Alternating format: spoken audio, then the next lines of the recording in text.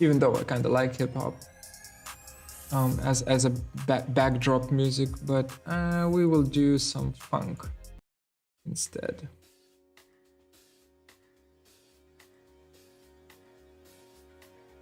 We have that. I'm just setting things up. Hello, welcome. We are going to do a little bit of architecture. Oh, I should probably change the title of the stream then.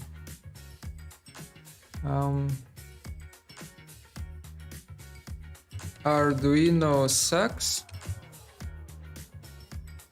We do architecture instead. No, we do a building instead. There we go. That's a good title. That is a good title. Let me just set this thing up here and set this thing up here. Take a look at it. Yeah, everything seems to be a-okay. For some reason we have 2 rhinos running.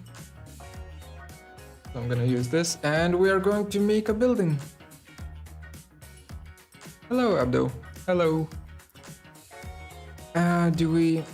Let me just kind of lay out the start of the project, and then I'll do a short break because I want to pee and also to de-stress because of the failure with Arduino.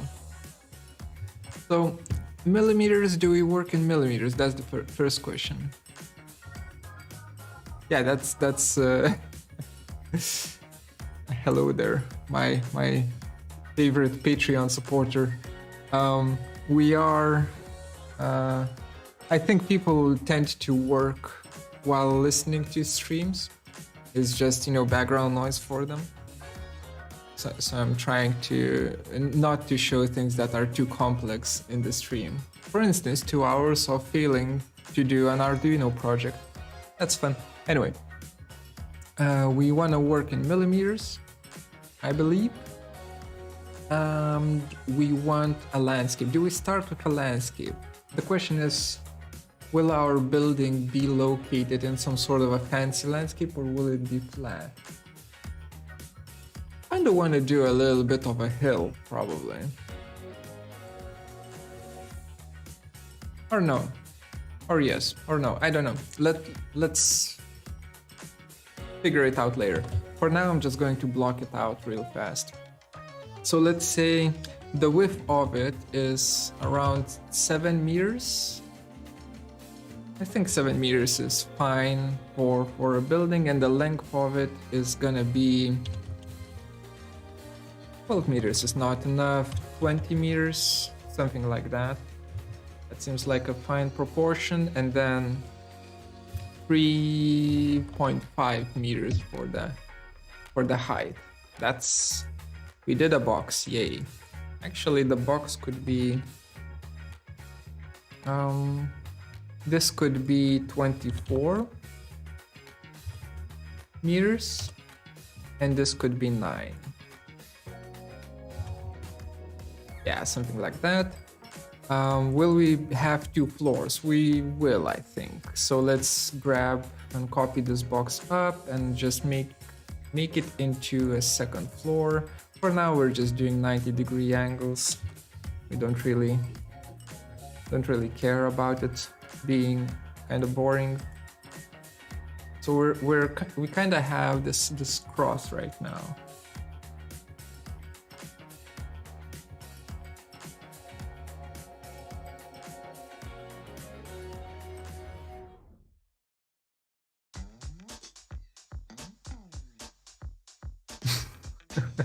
The title changed after lunch. Yeah. I gave up. I gave up on the Arduino one. Make the Rhino viewport white. Definitely not. My eyes will start bleeding. My screen is way too bright for me to use a white background. I don't know. This seems like a very generic, way of a very generic building form. Maybe we can do something a little bit more like that. But then this needs to be much longer. So here what I'm doing is I am just kind of getting the topology going and just trying to see what, not topology going, sorry, the massing going, and just trying to see what we can come up with, what kind of form we can come up with. Maybe I want a courtyard. Maybe I want a courtyard building. Something like...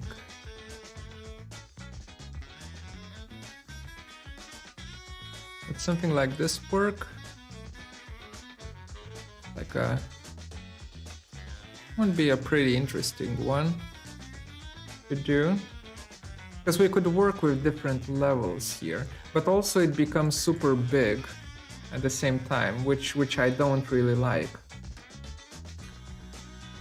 That's a tricky thing to work with. Okay, for now, go away, second floor. Let's see how we can work with the first floor. What if we have something like this going on? This is like the inner courtyard, and then we frame it in by doing something like this.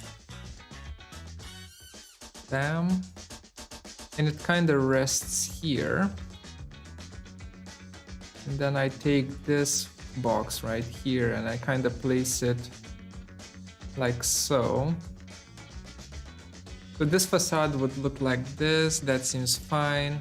Then we would have a pretty large cantilever with only this area holding it up, which is, you know, questionable, to say the least. But I think the inner space would look kind of nice. Let's add a little bit of a height to it. So these two faces move up by 500. Something closer to this. And this little guy right here, I think it needs to move out. So okay, what's the floor area that we are dealing with right now? So this is 266 square meters. Ah shit, that's a really that's a big boy. That's a big boy right there. What if we scale it down? I don't want it to be that big. What if we just take all of this and we scale it down by 0.75. How high is it then? 3 meters and 2.6 meters. No. Then we scale it up, but only in Z direction, but by 1.3. We test it again. Yeah, okay, so that's 4 meters. That means this is gonna be like... No, you're not 5 meters. What do you mean? 3.5, that's fine. Okay, so this proportion is not as elegant as it was, but I think we will manage to make it elegant later. So let's rebuild this as a SubD geometry. SubD tools. We start with a box, I guess. I'm just gonna say that this box right here is gonna be our initial, you know, our beginning. Do we have something like that? Or actually, let's do it this way. With the side here. We're just gonna start from there. Like that. And now I want a plane here. Plane, 3-point plane. And the count needs to be 2 by 2, I guess.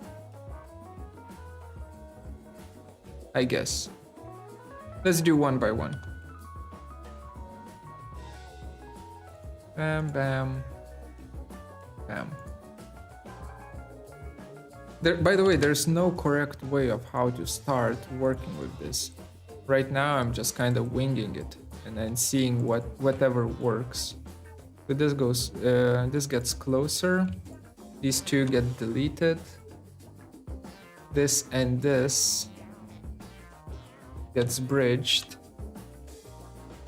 Okay, first set of edges to bridge. Oh, right. Not enough divisions here. Insert edge. You just kind of hang out here. Okay, now this should bridge properly. Yeah, there we go. Bridge, okay.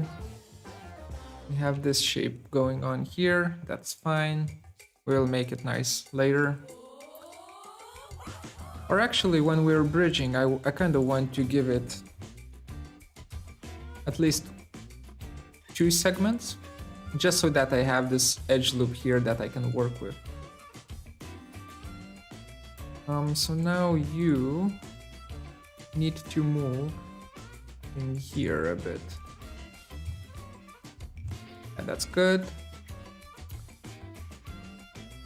Ooh, that's our first floor. Our second floor, I will just straight up just extrude this in Z direction, then extrude this in I don't know, X direction. Doesn't really matter for me right now. We have something like this going on. I'll just place it here. Okay, we have this. And then from here,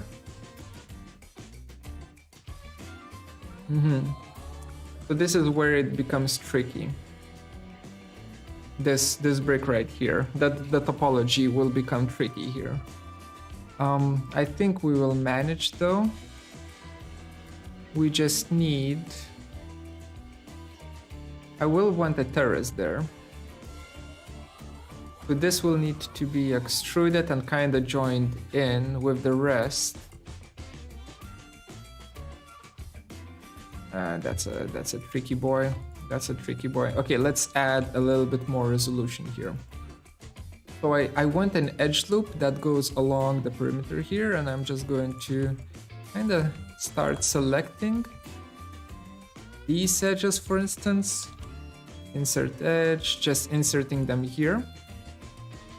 Then select this one, insert edge right here. This one here. So I'm creating one additional edge loop. Like that. Oh, come on. Bam, bam. Like that. Okay, tab. And you can see here, like this point right here, like these 2 points right here, they are being separated, right? That means that these points are not kind of welded together, right? There are 2 duplicate points at this particular spot, and it's actually in most of the spots here. So I need to fix that. I think align vertices should work. At least it used to work. No vertices were adjusted. Great. So they don't. Or maybe we just use like 10. Wait. Align vertices with 10. Okay. So we just needed a larger tolerance. And now we have a pretty decent edge loop here that we can use to our advantage.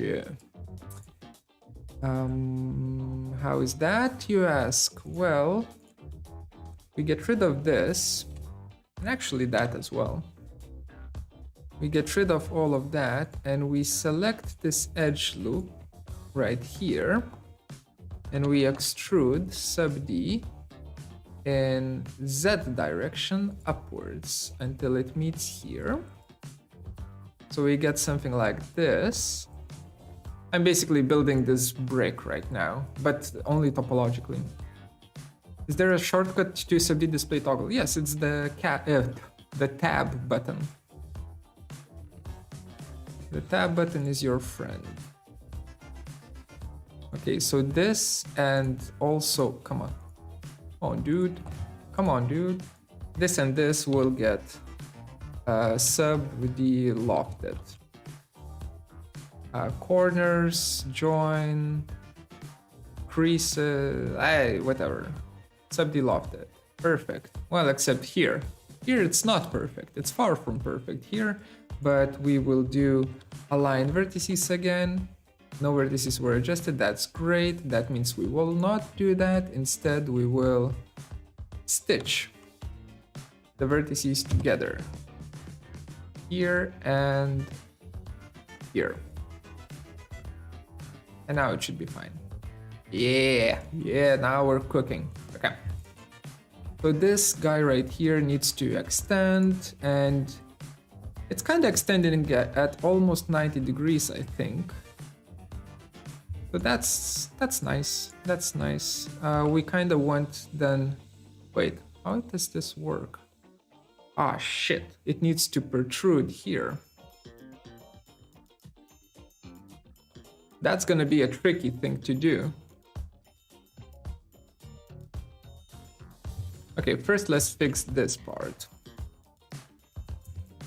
You two need to go here, because we only care about this being a balcony, so maybe not that much. And you, sir, will need to... It's kind of...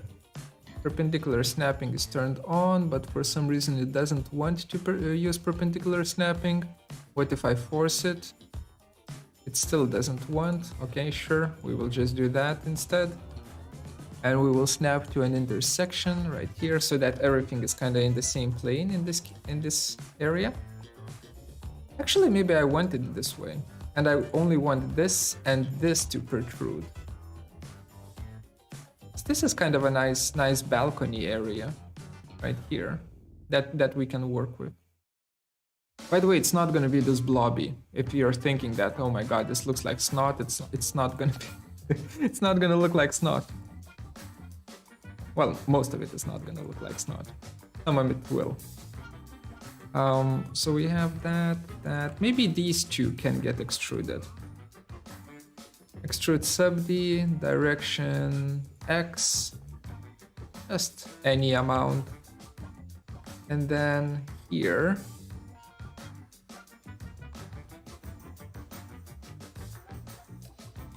yeah, I think we can get away with an extrusion here, like that, and just move it in the correct position. Okay. So one last thing to do, well, not last thing, but for massing, one thing to do is merging this with this, right? We want the belly to actually flop and merge with the shape here. That's gonna be a doozy. That's gonna be a tricky thing. Let's move this back in a bit, like that. Just so that it's not in the way. Oh, actually, I have an idea, but we will need to work on it once we solve this. And how do we solve this? Well, I definitely need to extrude these along the Y direction like that, and basically select all of this side and just move it back to where it was. Or actually, can we just move from here to here? So now I have this edge loop right here that I can work with, which is great. Actually, I'll make one more just for shits and giggles. We have this edge loop right here, and that means that I can kind of work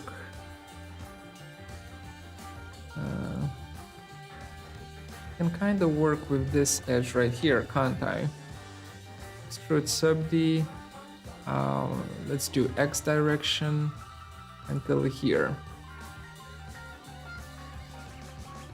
This is getting tricky.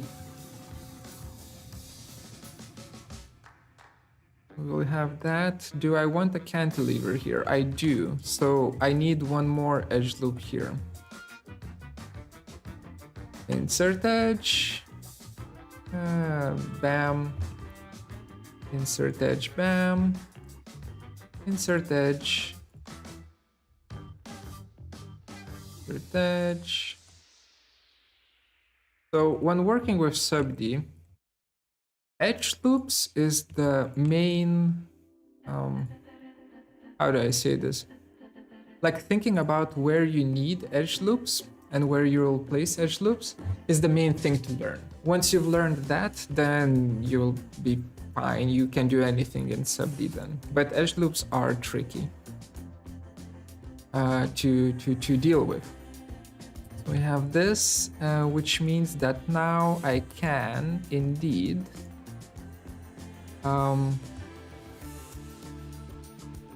I can take this edge and place it here.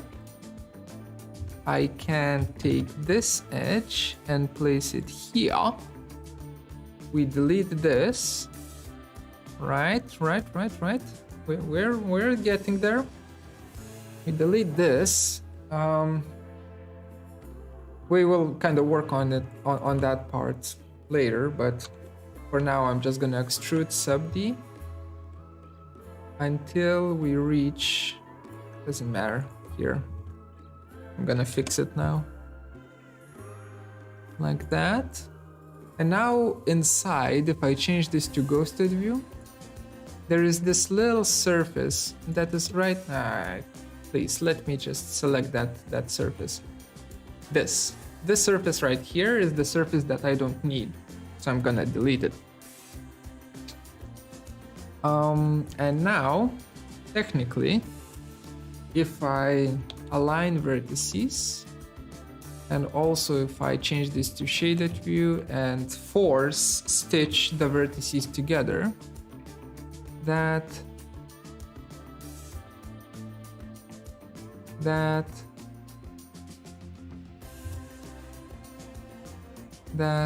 and also that, and we change this to shaded. Now these are merged. Whee! Okay. I want, even though these are merged, I want this to kind of stick out in a nice way. Let's think. The question is, do we do a shape like an A shape, or do we kind of change the direction of the flow for this?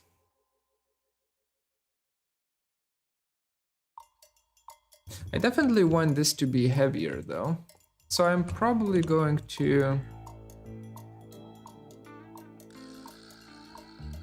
yeah, let's do it this way. I'm gonna take this edge, extrude SubD, extrude it further out like so. It's not a pretty boy right now, but we will make it pretty. And then there's a little bit of stitching that I need to do real quick. Stitch. Ooh.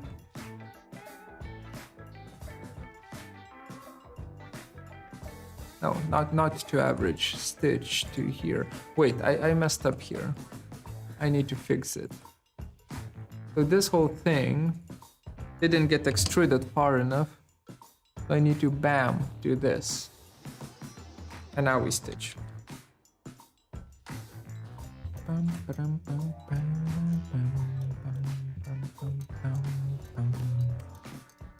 Okay, we have it going. We have that. And now we have this opening here that I can continue extruding. Like that. And now all we need to do is loft, no, not loft, SubD loft. Corners join. Whee! Well, topologically speaking, it's not great, but it's gonna work out. I promise. You'll see. You will see. So for now, this boy right here is a little bit heavy, a little bit on the heavy side, and a little bit too protrudy. Something like this is much better. And I think we can lift this thing up. So now I'm going to work on the proportions of things. I have the topology. I'm a huge help. That's great to hear. So now we have the topology going. Now it's time for proportions and making sure that everything kinda works together. I don't care about this anymore as well. Time to measure a bunch of distances. 4 meters, that's good enough. 3.5 meters, that could be higher. I'm going to make it higher. Now it's 4 meters.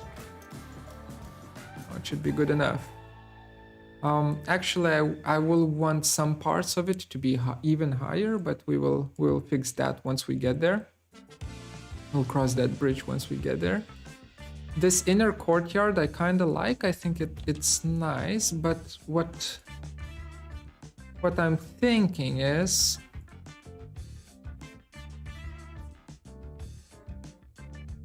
would it be possible to take all of this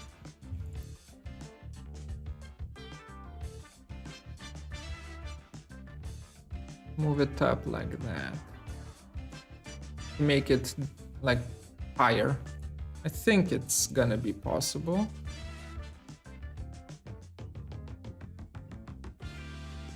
So there's gonna be like a platform here.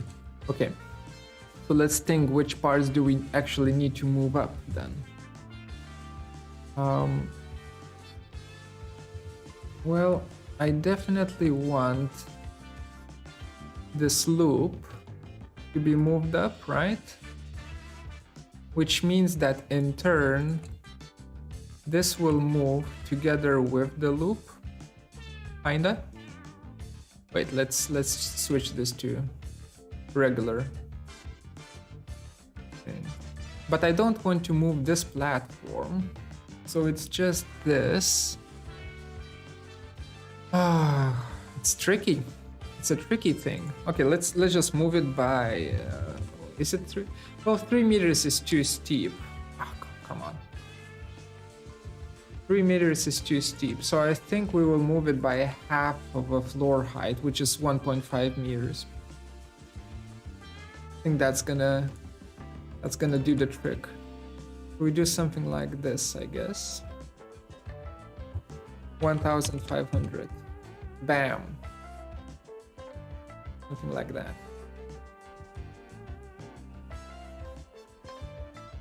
Yeah, that's a nicer, a little bit of a nicer noodle than what it was before. This thing right here, I kind of want it to be a little bit more like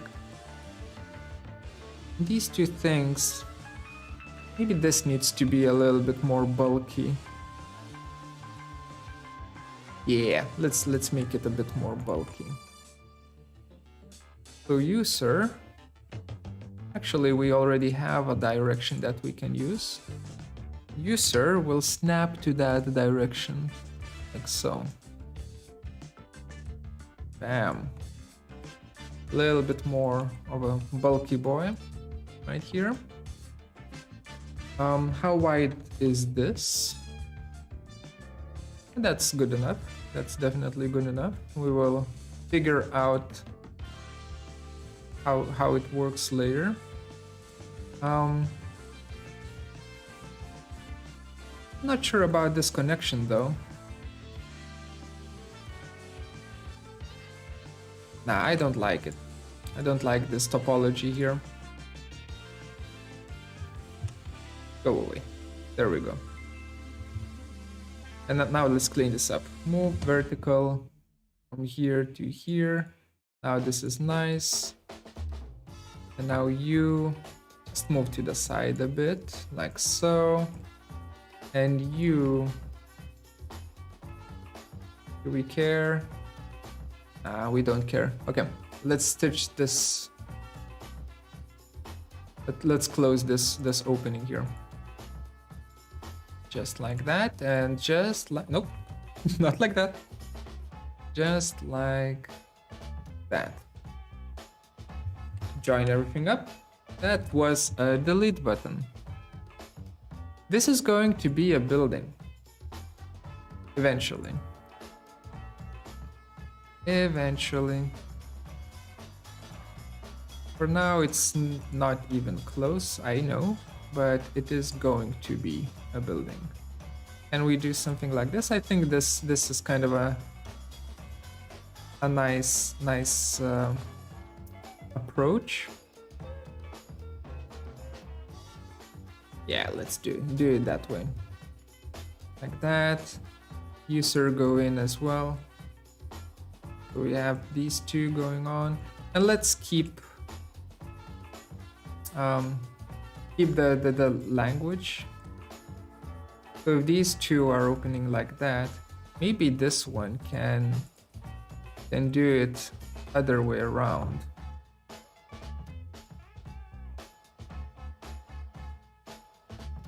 A little bit out. Actually, a little bit higher. And also a little bit out. A little bit more out. We have something like this going on. Okay, that's good. That's good. We can work with this. Same language for here.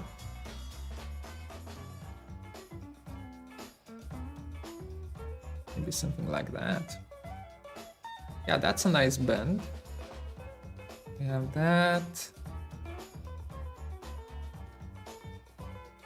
I'm not sure if I want a double ceiling here. How would that look like? How would this look like? Ew, disgusting. No, don't want that.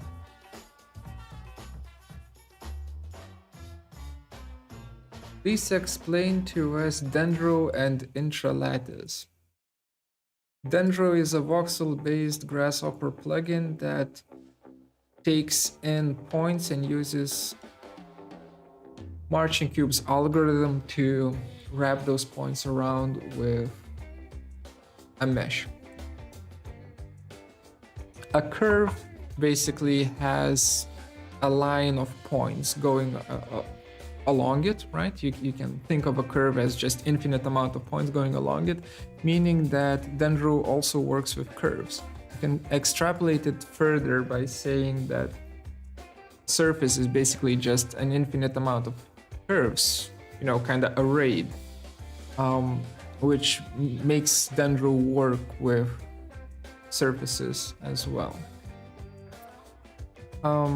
Intralattice is basically just a plugin that creates lattices, right?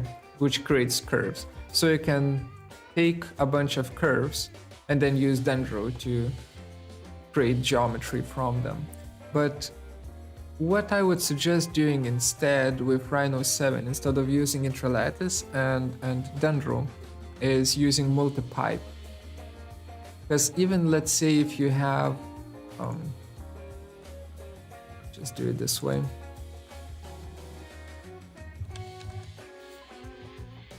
Even if you have some sort of a framework going on, I have no idea what I'm doing here, but let's just say that,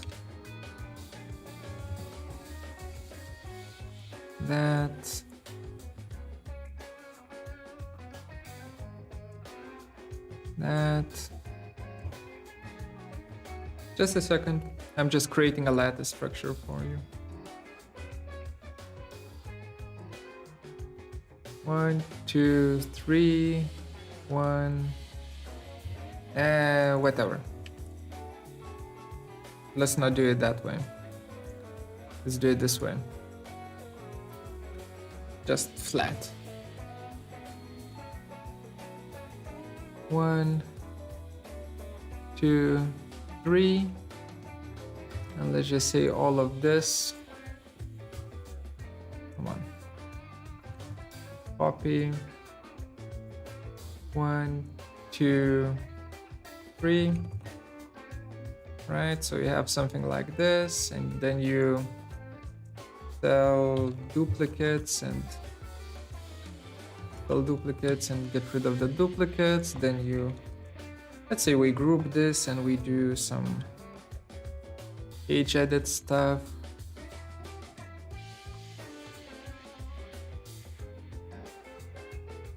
Well, maybe we can kind of make it nicer. Well, something like that, right? So you have, oh, I messed up one curve right there, but that's fine. I'll just delete it and we will pretend that it's not there. So you have something like this, right? Let's say a lattice structure, like so. You can just select all of the curves, right? And you, wait, there's one control. What's the control? Go away.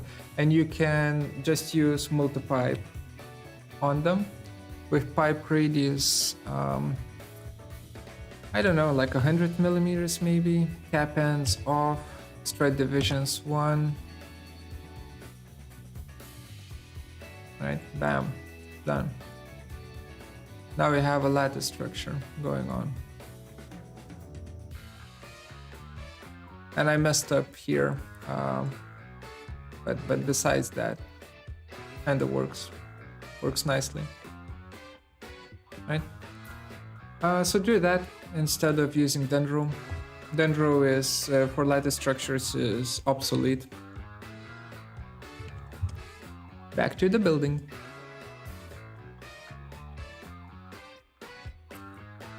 I think we need to.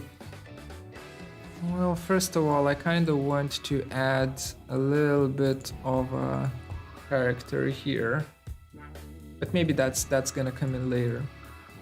Are we doing too much? Maybe we are doing too much with it.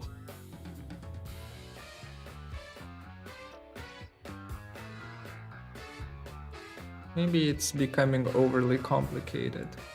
Also, it has a lot of these kind of straight segments here that I don't really like.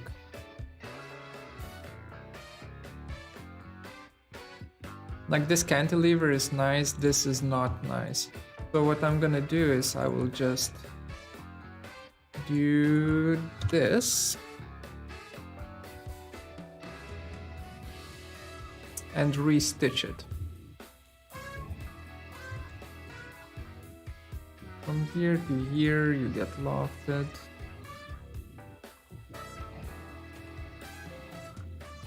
And from here to here, you get lofted. And then we have two triangles, which is not great, but that's fine. Triangle here and a triangle here. Then we join everything up. We investigate. Oh crap! Right. There's an extra subdivision there that I forgot to take care of. So we do SubD loft, and we do one division. Join in according to corners. There we go. That's better. Forgot about that division there. Corners, join, two divisions, okay.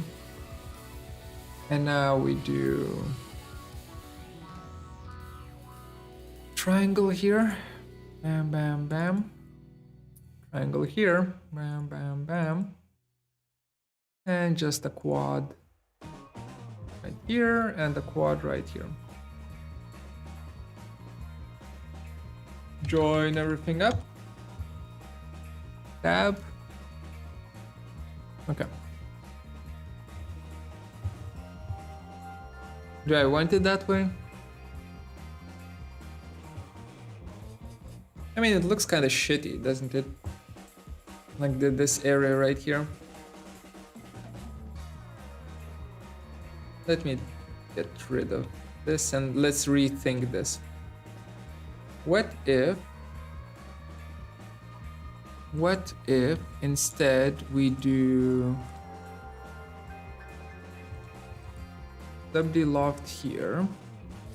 I need a division though. And these two guys need to be stitched together.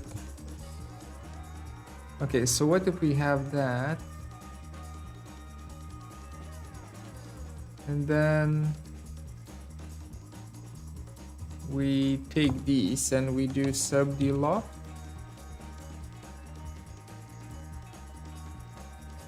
Forgot about the division. Corners join, bam. That's gonna become a cantilever, right?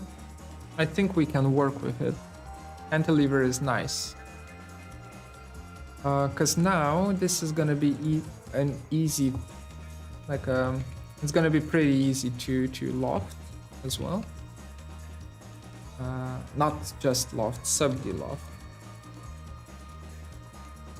Corners closed, not closed, joined though with no divisions. There we go.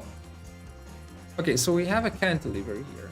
I think a cantilever is pretty cool, but I think it's a little bit too intense in terms of how much stuff is protruding. I think something like this is a bit better.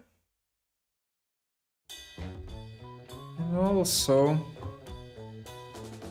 like this is starting to become a little bit of a weird place. Let's clean this up a bit. So you go to this vertex right here, and you move closer to here.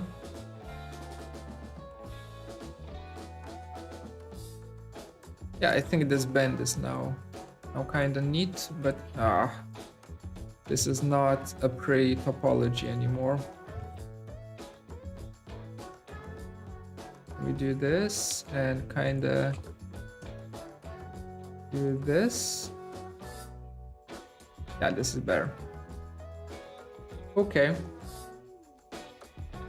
Okay.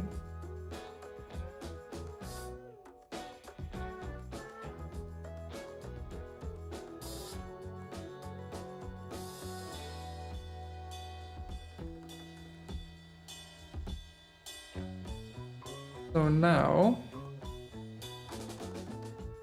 we need to take care of this inner courtyard area. I want it to be pretty Japanese, right? I want it to be kind of inset inwards. And I'm just thinking how to do it properly. Maybe we do use inset and just call it a day. Honestly, perhaps we do use inset. Let's go for it. Actually just this area right here. Inset. Mode as a group. And then we use like 200 mil for the inset. Enter. Holy shit, it looks bad. Why? This is not 200 millimeters. What do you mean? Okay, we try again. Inset, mode group, 200. Sure, I'll fix it by myself, yes. Like that. Yeah. Okay, so we have this going on, which means, what does it mean? What does it mean? It means that I can take these surfaces now and I can extrude SubD. I can extrude them inwards, and I'm just going to have like a meter extrusion, not, oops, that's wrong side. Minus 2 meters. There we go.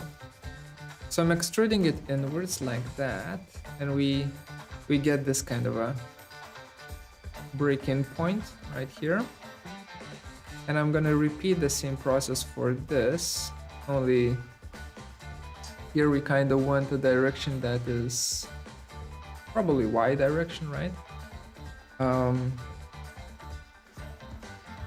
meter, like that. And now we need to fix this area right here, which became a mess. But that should be pretty easy to fix. Because we can just grab a bunch of helper lines and use them. Fillet. Come on. Curve. Curve. Curves don't intersect. Yes, they do. Don't lie to me. Or maybe we don't care. Maybe we do a triangle here instead of a quad. Yeah, let's do a triangle. SubD tools. Bam. Just a triangle here in the top and a triangle here in the bottom. And then we close it off. Select everything. Join everything. Tab. Yeah, that seems like a decent porch. So we're gonna use that. Okay. We are gonna use that.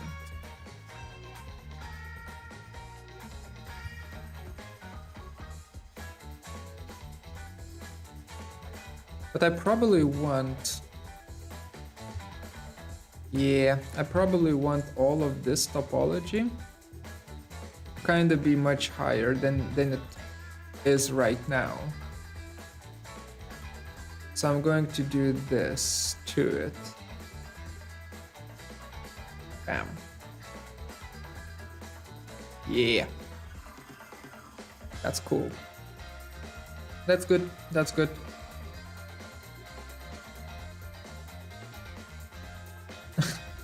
Hey bro, thanks for the Rhino input, really like it. I'm glad. Really glad.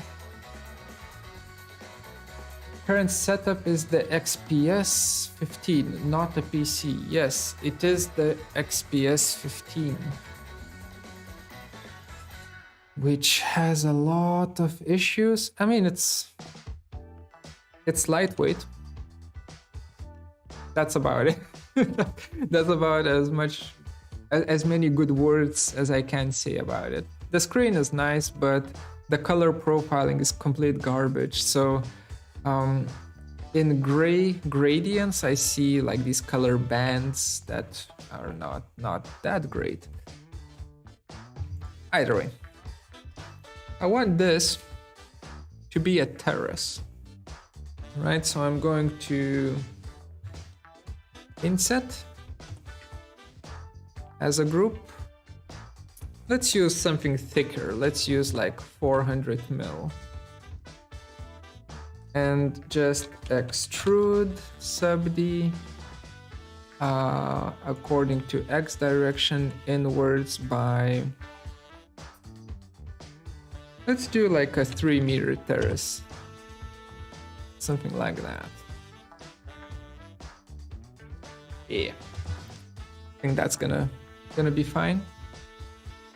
And actually,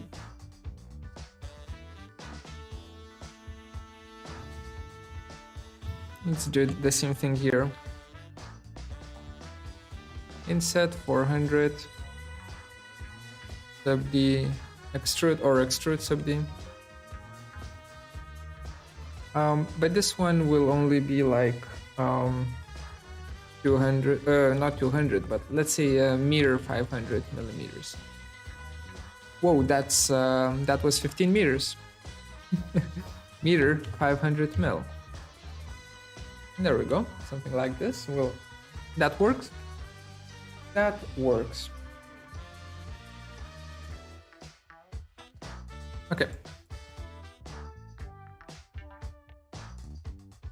The question is, when do we start? When do we start actually making this into a building? Because right now we're just kind of messing around with it as if it's a clay shape. And I'm thinking if I'm overcomplicating it, maybe not yet. I mean, this part is nice. This part, I'm not sure. I think it might be too complex.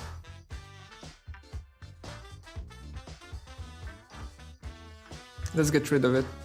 Yeah. Yeah.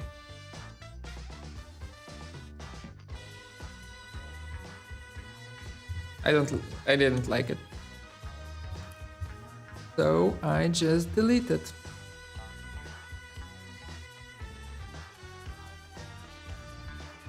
Bam. Oops. Cancel that. This gets lofted.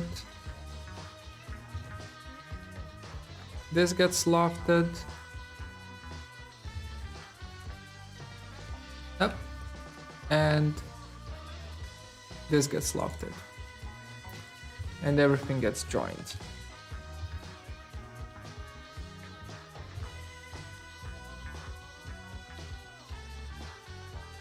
Yeah, I like this better. Too much hard work on. Come on, it's literally 15 minutes of work. I've deleted much bigger bigger things. I think the record for me was 2 weeks of work. I just didn't like it, so it had to go bye-bye.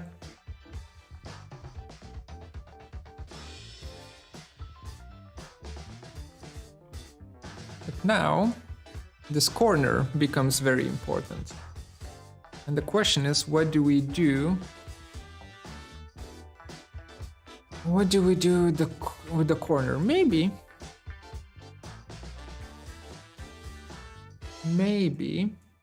we reflect the inner SubD, like the inner courtyard. Maybe it gets reflected here. I think we can pull it off.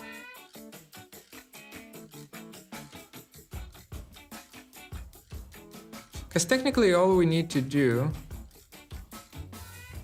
let's think about this. If I have this edge loop here, crap, it's gonna be there. We'll need to kind of subdivide it there.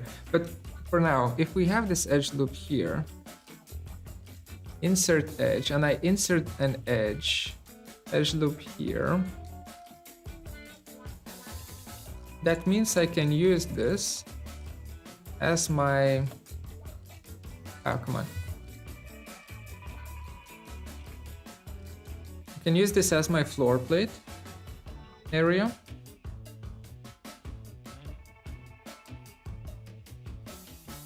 Wait, chat says something. I'm pretty beginner and I am trying to model something for my studio work, but I have problems with some corners I need to connect. Any chance you could look over it and help me fix it? Absolutely not. I have zero time. I kind of find 5 hours per week to do these live streams. Notice how the videos in the YouTube channels are not as frequent anymore. That's because Gediminas is a very busy guy these days.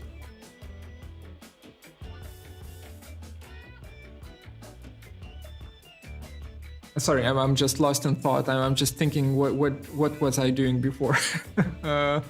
Wait, right. I wanted that. Yeah, okay. So I think that is enough to just have this edge right here, and then we kind of need to build up an edge loop here.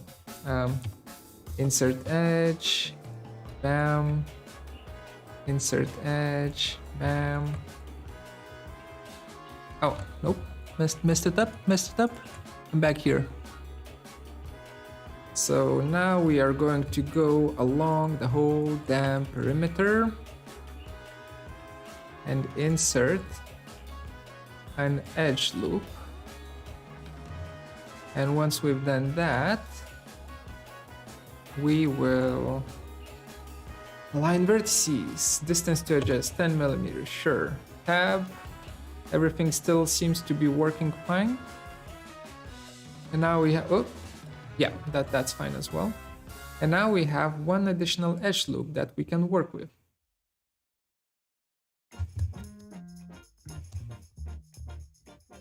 Do I need an intern? Not yet. Not yet. I'm still scraping together the time. It's not really the amount of work. Like, it is the amount of work, but most of it is emails. Like, you would be surprised how much time I spent writing emails on a daily basis. At least I'm typing fast now these days. Okay, so we have this, and basically what I want to do is I want to say that this opens up like so, and maybe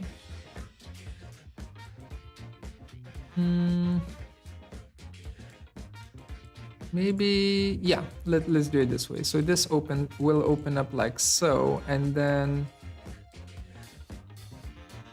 these two will go up until here and will become thinner.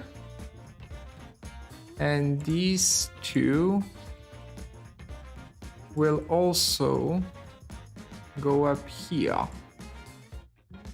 And I'm not sure if they need to become thinner. Maybe let's let us use the same language, right? The same proportions. So move vertical. This point needs to be exactly in the same height as this point. Two edges, move vertical. You need to be right here.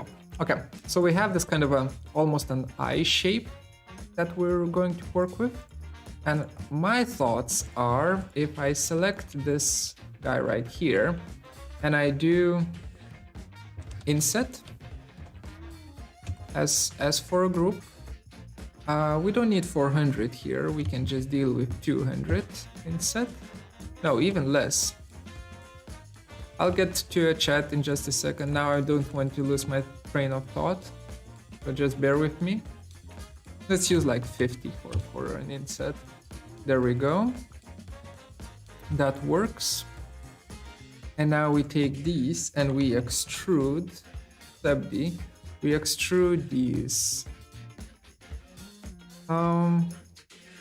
That's X direction. Can I just, yeah, let's do it this way. Can I just extrude it in X direction and then kind of select all of it? Like that.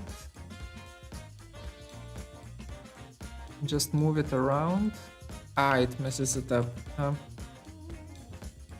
Why are you being more tricky than you should? Extrude SubD.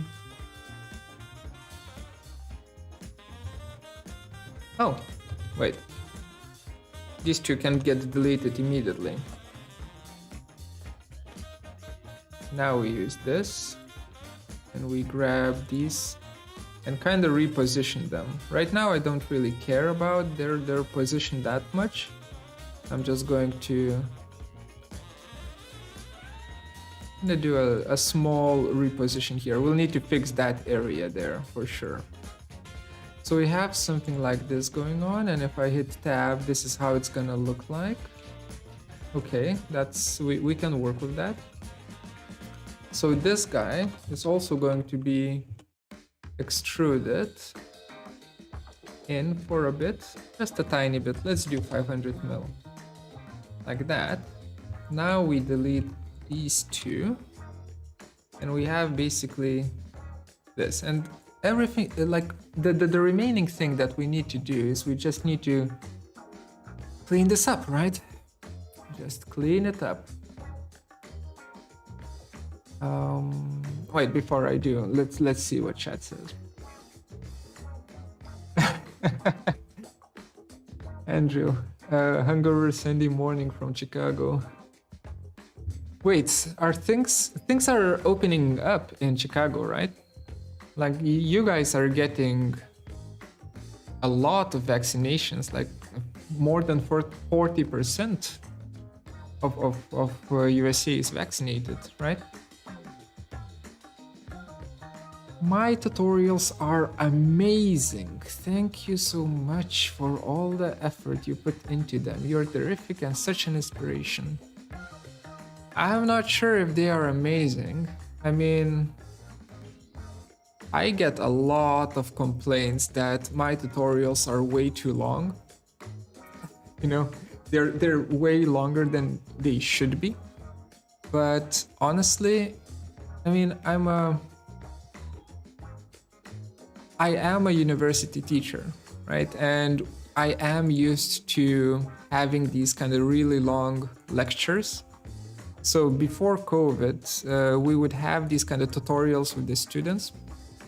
And like the lectures there would take 6-7 hours, right? So we would just kind of sit down and just like here, just like in this live stream, I would kind of stream. Wait, this is all messed up. Why are you messed up? I would just kind of sit down and explain everything to the students in those 6 hours, right? So now doing 1 hour tutorial, for me, it seems like a short tutorial. But when I read, you know, the comments, there's always at least one guy who's gonna say, this could have been an 8-minute video. Yeah, it could have. I guess any lecture can be an 8-minute lecture if you want it to, right? I think that's not the point, though. Sorry, I'm rambling a bit. Just remembered.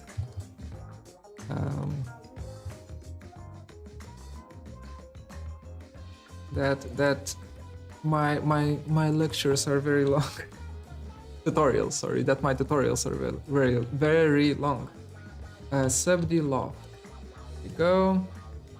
So now, technically, if we join everything up, things are not aligning. Why are you not aligning? Well, we can align vertices and see what's not aligning. One vertex adjusted, others are not. Why is there a... Are you a curve? Oh wait, this is not... SubD loft. Okay. Okay. Come on. Why are you like this? Are you an open... Yeah, you are an open space.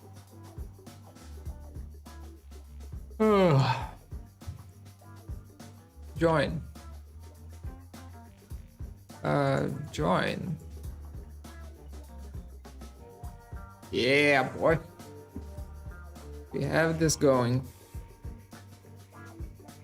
Yeah. Rebrand them as a webinar. I should probably just call everything that I do a webinar. Also, people tend to eat up webinars quite a bit.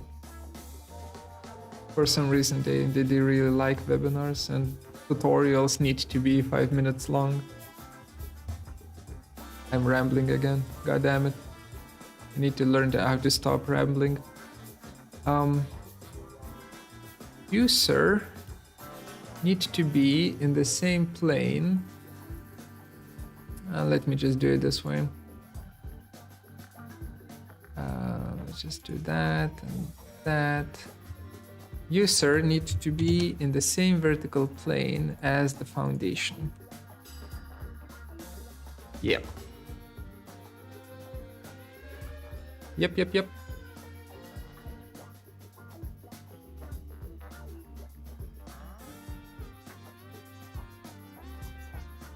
I think it's coming together, bit by bit.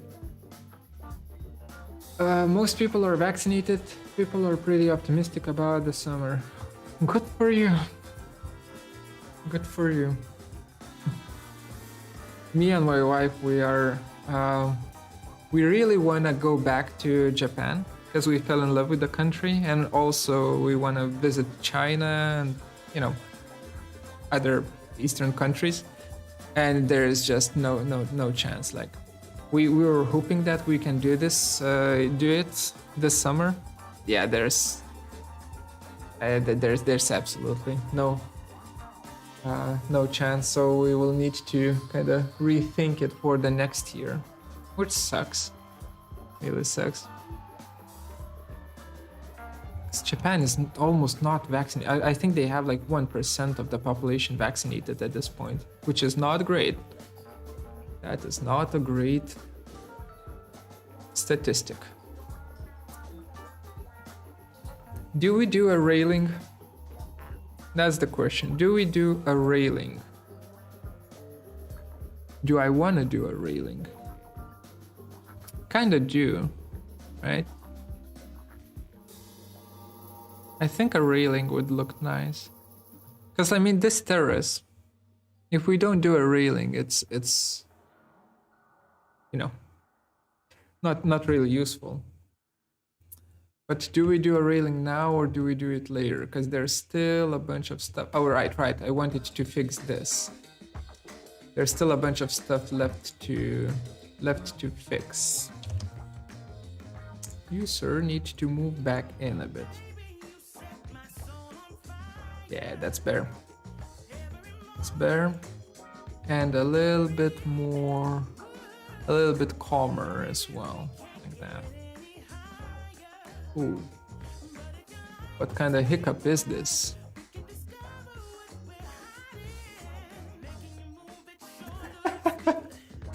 Well, that's a bulge right there.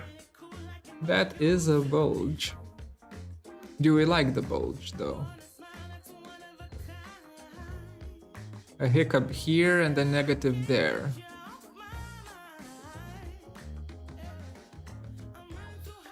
Honestly, I think I like the bulge. I think we will keep it.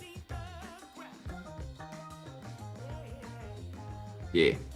Oh, actually, let me change this to fluorescent tube so that looks weird. I said fluorescent tube.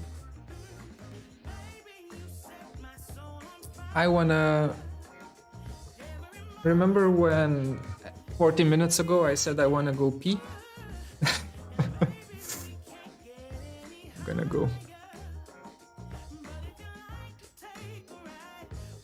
What's wrong with Arduino? Arduino did a boo-boo, or it probably was me who did a boo-boo.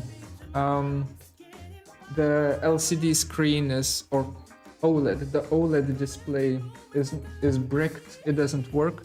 I will fix it off stream, and then I will do another stream some later at a later time with it. I still have that kind of concept going. Let's do a turntable. Well, come on, turntable. Forgot to.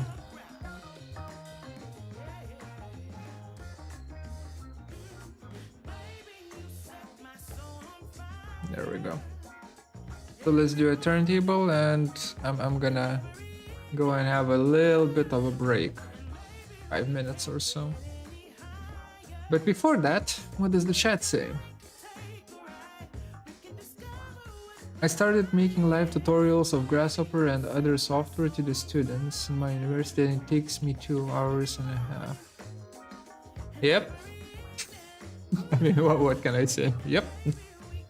That's even if I were to, I know that I make a lot of ums and booms and, you know, filler words. Even if I were to cut away all of the filler words and it was just pure information, I did the math for one of the videos, and it would be still most of the tutorials would be above 1 hour still. So there's, I mean, with Grasshopper and with Rhino and so on, there's really not there's no fast way of how to do it unless I just straight up kind of connect all of the nodes without really explaining what those nodes do and just say do this, right? Repeat after me.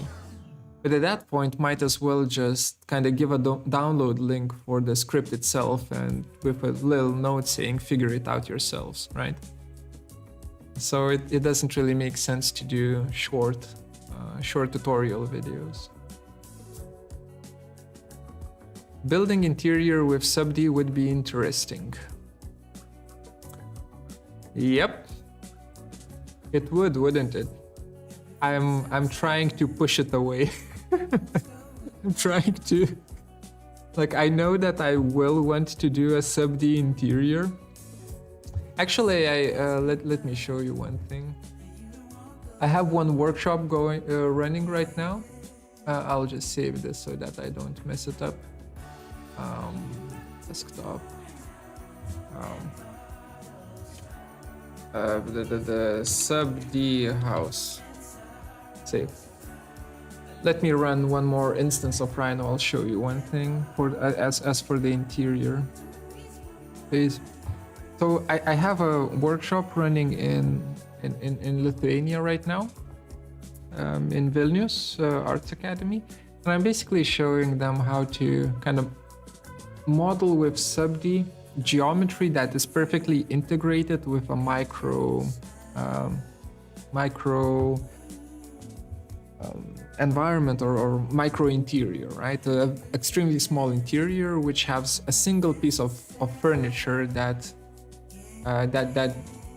kind of works in multiple ways. So this is the geometry, and this is the geometry within the interior. Let me change this to shaded view so that you can see better, and change this to EMAP so that you can see better. So this is basically a bathtub and a sink and a little bit of a screen there and a shelf, right? And the kitchen area right here with a desk and a chair and a bed with a little bit more of a shelving going on, right? And it's basically a single piece of furniture. So this is kind of getting close to what you would see in ships, right? In yachts. Interior of a yacht is usually one kind of integrated thing. And I think with SubD modeling and kind of thinking about manufacturing techniques that are close to ship building or ship interior building, you can create these kind of super integrated furniture pieces. All right, break. God damn it. Okay, 5 minutes. 5 minutes, and I will be back. Oh, and these are the parts. And I will be back. Chill out with some music. Maybe I'll change this to something like this.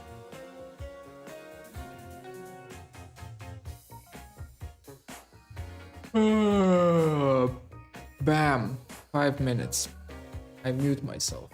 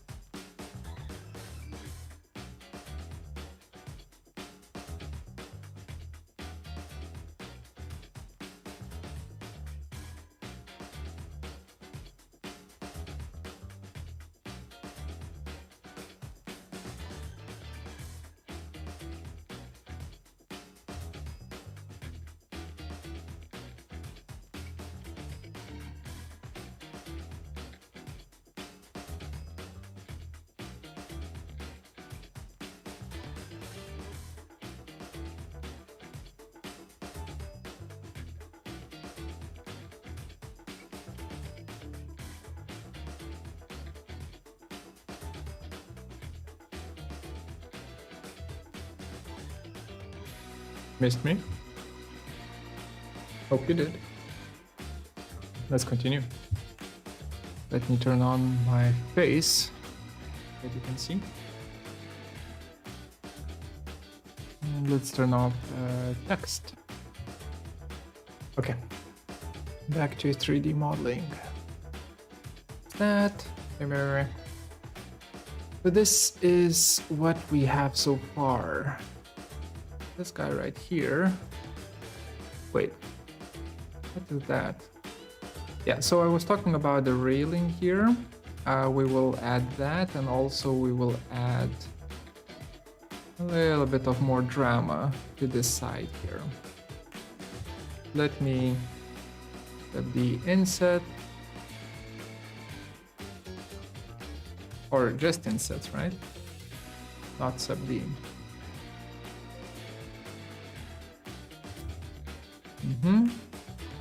400 mil. That. Split SubD. So the direction is not X. Is it Y? No, it's not gonna be Y as well, right? It's not gonna be Y. E. Okay, for now, let's do it this way. Go to wireframe. No. Go to ghosted instead. Select that face and bam, select this face. And kind of try to just position it properly. I'm not really concerned where is it? I'm not really concerned about it not aligning perfectly. I'll make this work later. For now, this seems okay.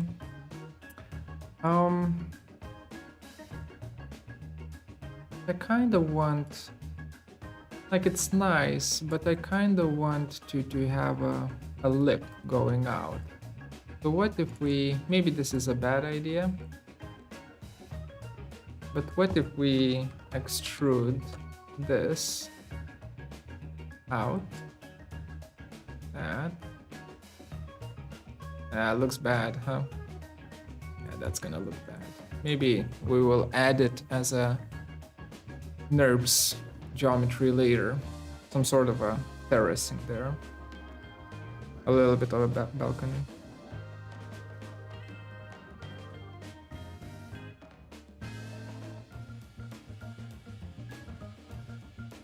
Come. Back to railing. I think.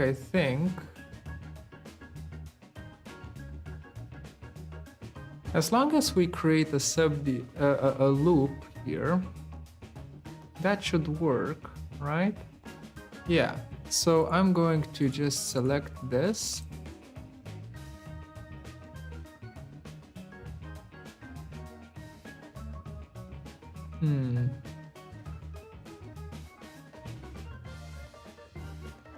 Let's try it. Insert edge. No, wait, I need, yeah. For now, let's do it this way. Insert edge here. Grab this, insert edge here. That's fine. We will figure that part out later. This whole part, insert edge here. This is a mess. We will fix it. And then here, like that. So now these two get stitched to this point. So we have a triangle there. How does that look? That looks fine. Or do we do it later? Nah, we don't do it later. We do it now.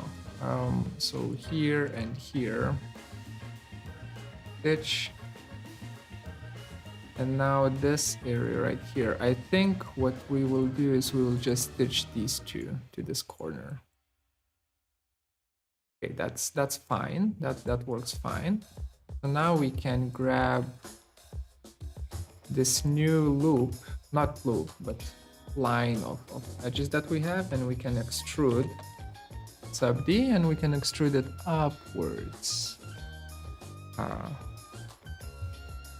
1,100 meters, millimeters, not meters. And this can go in like so. Why are you... What the hell? Are there like 2 vertices here? There shouldn't be. There definitely shouldn't be. But there are. Not a lot. Actually, we can use aligned vertices to fix that. Bam. Okay, so that's good. And now we just get this going.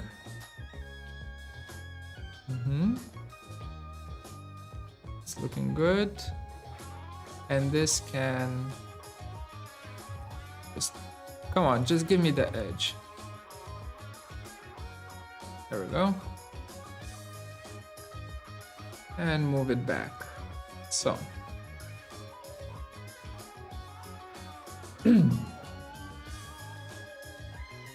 Okay. Okay. We have a little bit of a railing going on.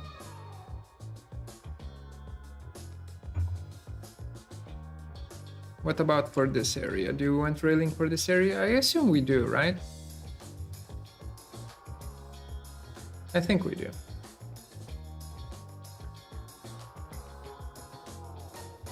Or maybe we can go even until here.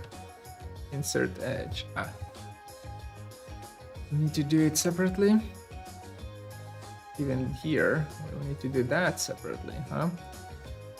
That's fine. We can work with this. That corner is gonna be a tricky thing.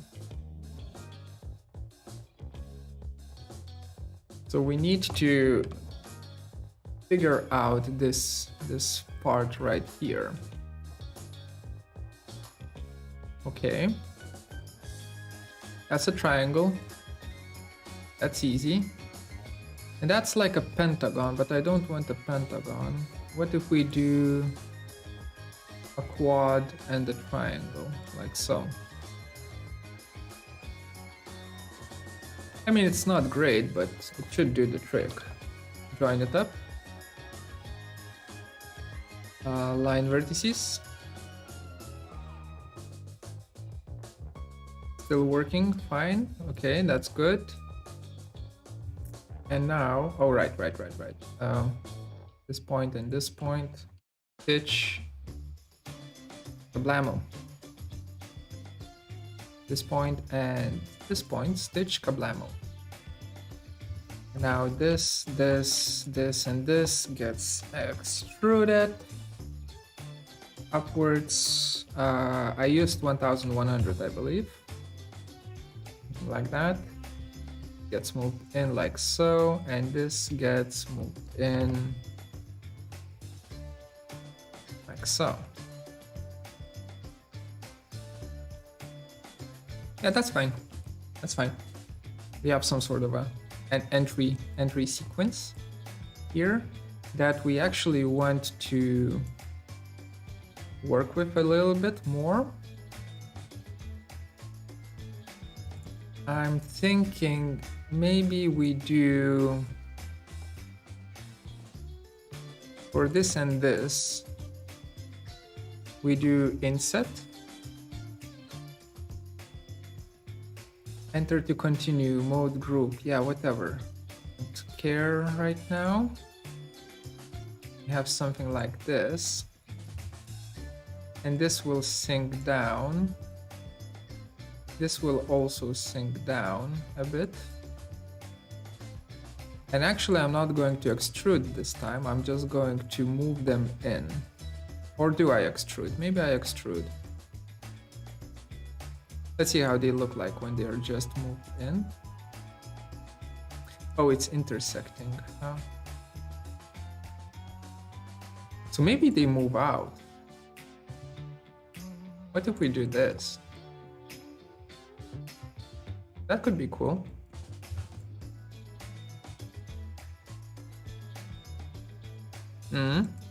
Something like that. 2 bumps going out.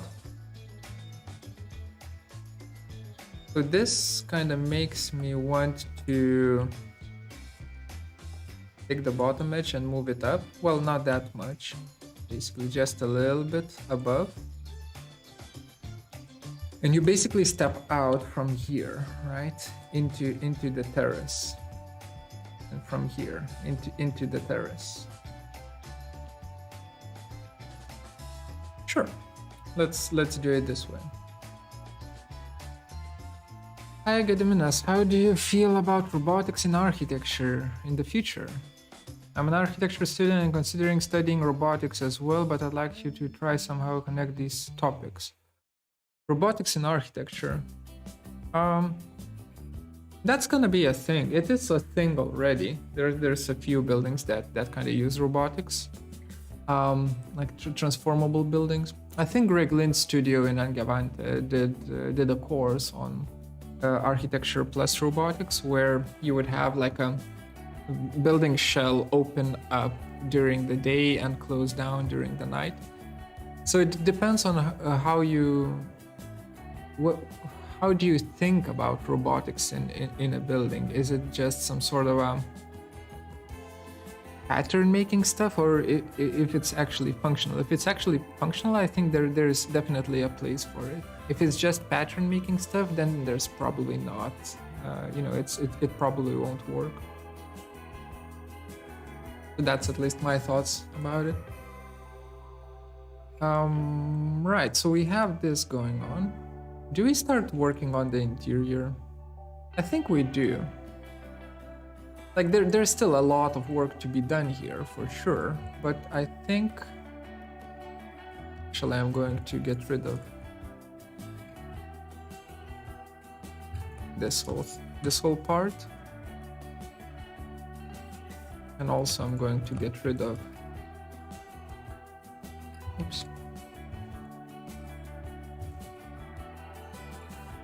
this whole part, and this, and also this. There we go. We have a shell. Wait, didn't I delete this? Delete it again. Now we have a shell. And since we have a shell, I believe we can just offset SubD, solid no, and do we offset it outwards or inwards? That's the question. I think we offset it inwards, right?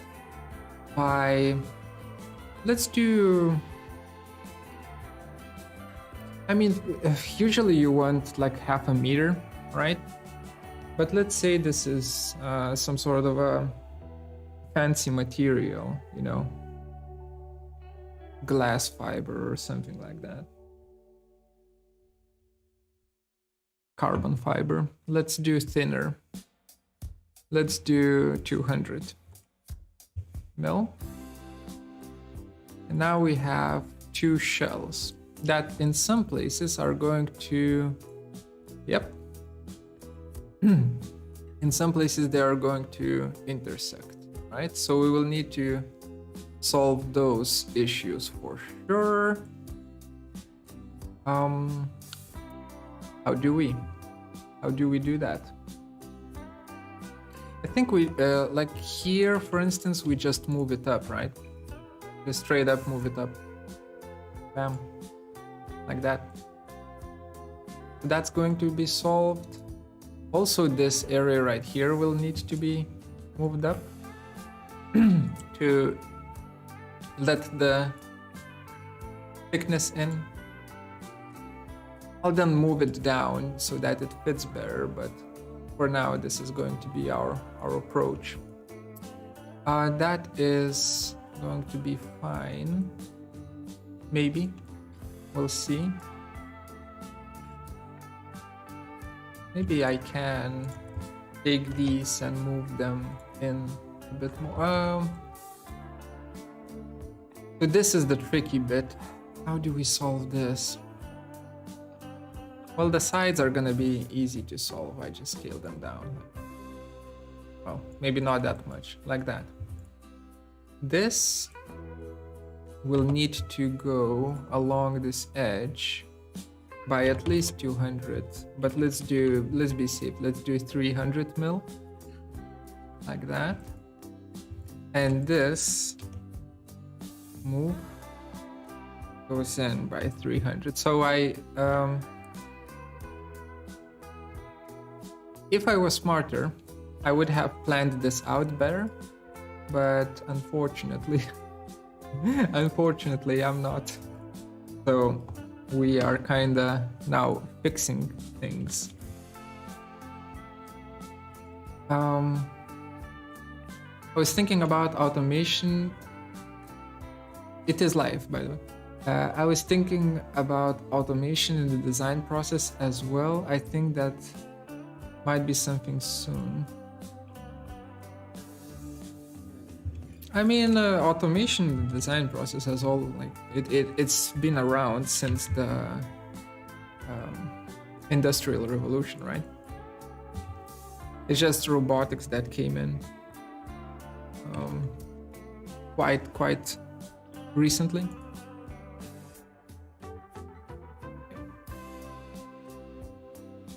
Okay, now this should work. Offset SubD, and actually maybe we can do solid. Yes, solid. Delete input, yes. Check it out.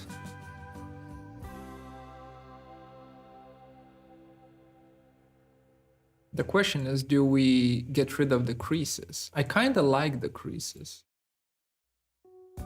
Have you heard about machine learning for architecture using GAN to train a form of a building? I have a student, a master student, who's working on GAN, and I'm his supervisor. I'm just going to show it. Go away, Creative Cloud.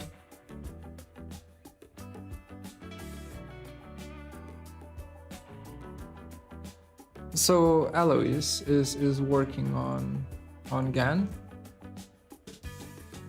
and he's doing some really interesting stuff with it. And you can tell that he's my student from from all of this stuff that you see in the in the tutorial videos that I've uploaded. But basically, these are the plan variations that he's going through and are being generated through machine learning. And these are like diagrams that are being generated through machine learning, which is kind of cool. I think that's really nice. But he hasn't. He used the how's it called? Live stories. He used Instagram stories to kind of show his exploration. So it's not showcased here. But yeah, I know a thing or two about machine learning at this point. That works. That works.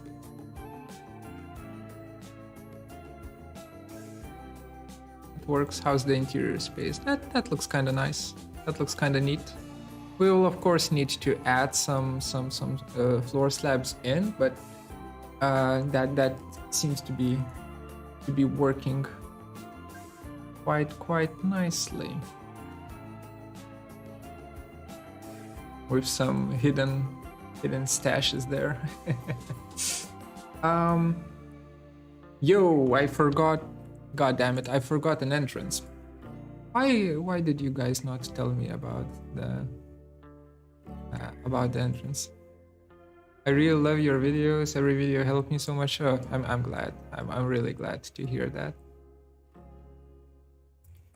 We need an entrance, guys. We need an entrance.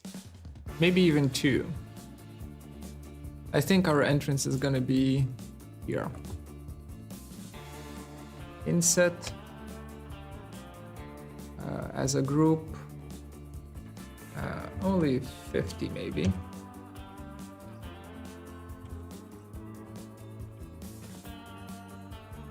extrude SubD, direction X probably, right?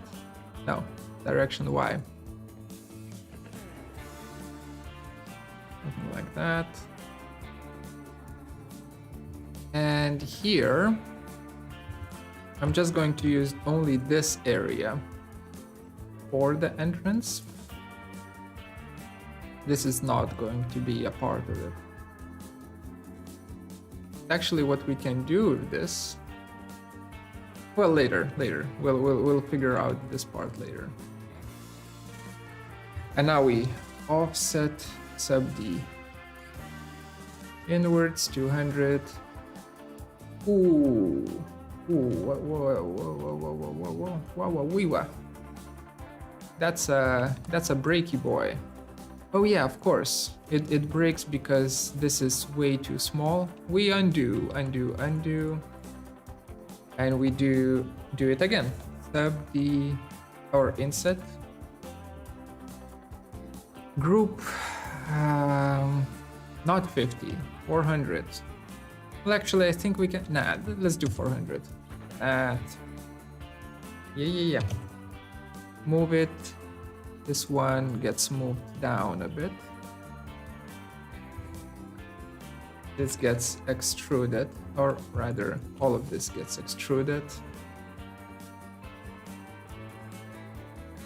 inwards by just a tiny bit, just to accentuate the entrance. And actually, maybe we can. Maybe I want the entrance to be kind of like this. How do we do this? Wait. I'm thinking. Let's draw a box. When in doubt, draw a box. A big one. Going until here. So we have a box as our guiding edge. And I'm going to move this back. For that we need wireframe actually. I'll move this back until it meets the box at a perpendicular angle. There we go. And also we're getting to a state where we have too many curves to deal with. That's always a dangerous game to play. Okay, we have that now. Bam. Good. This is now vertical. This right here is vertical, and I can get rid of that. Perfect, and I can offset SubD inwards 200. Do we whip out the clipping plane to check what's going on?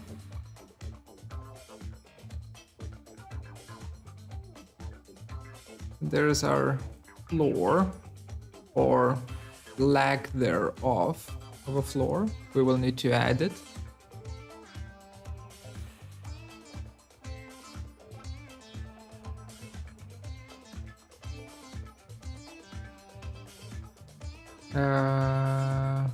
What's up? Nothing much.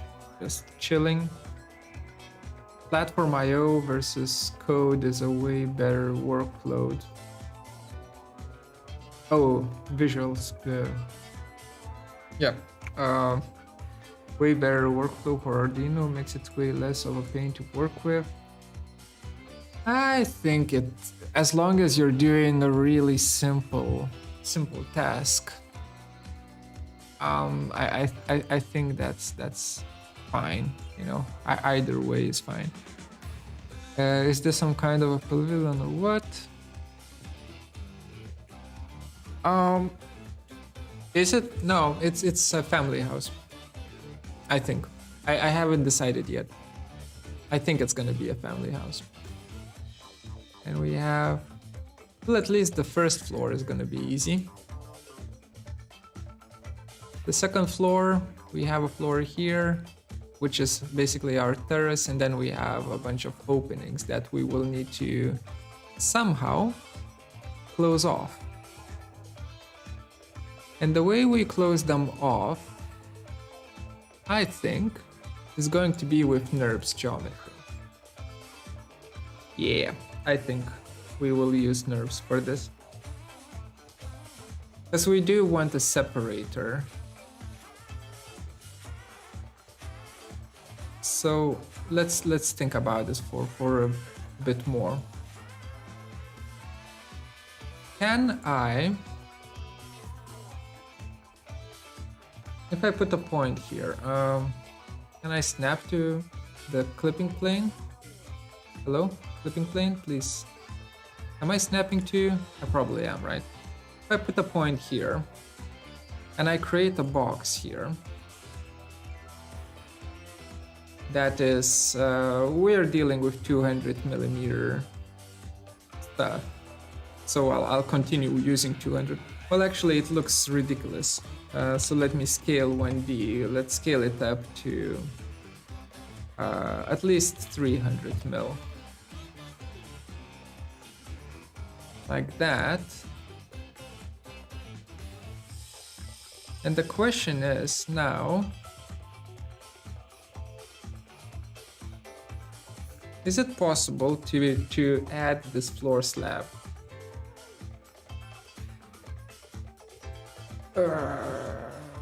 That's the question, right? Let me make a copy of this because I know that I'm gonna screw it up. To NURBS, I'll convert this to NURBS geometry, just like that. And I will do, well, I'll save first because I know for a fact that this is gonna, it might crash. It might crash. Boolean difference. Boolean difference. We subtract from the box with this shape. Okay, it didn't crash. So the outside portion we don't care about. The terrace we don't care about. What we care about is this floor slab right here. And then there's this hiccup, like a large hiccup that we will need to deal with. But I think we will... I think we will solve it. And then here we have like a pretty decent floor going on, which is great. That's what we want. Do we have anything else that is here? No. So we do have a pretty nice opening here.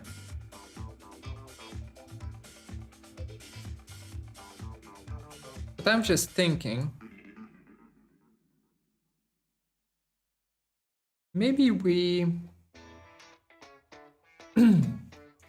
create one more box and we kind of rotate it at an angle like so, and we just casually Boolean difference, just casually remove everything else, and we just keep this area for now. Because we have this area, right? So we will be able to add a bedroom here or something like that.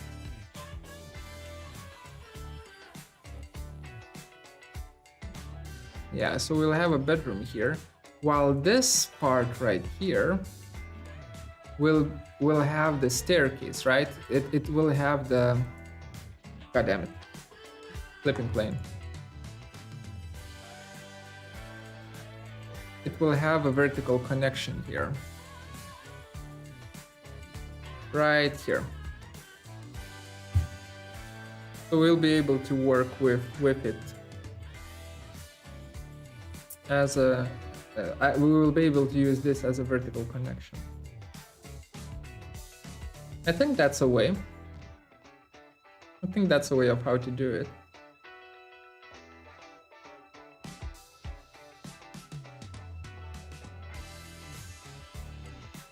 Yeah, let's work on it this way. Okay, okie dokie.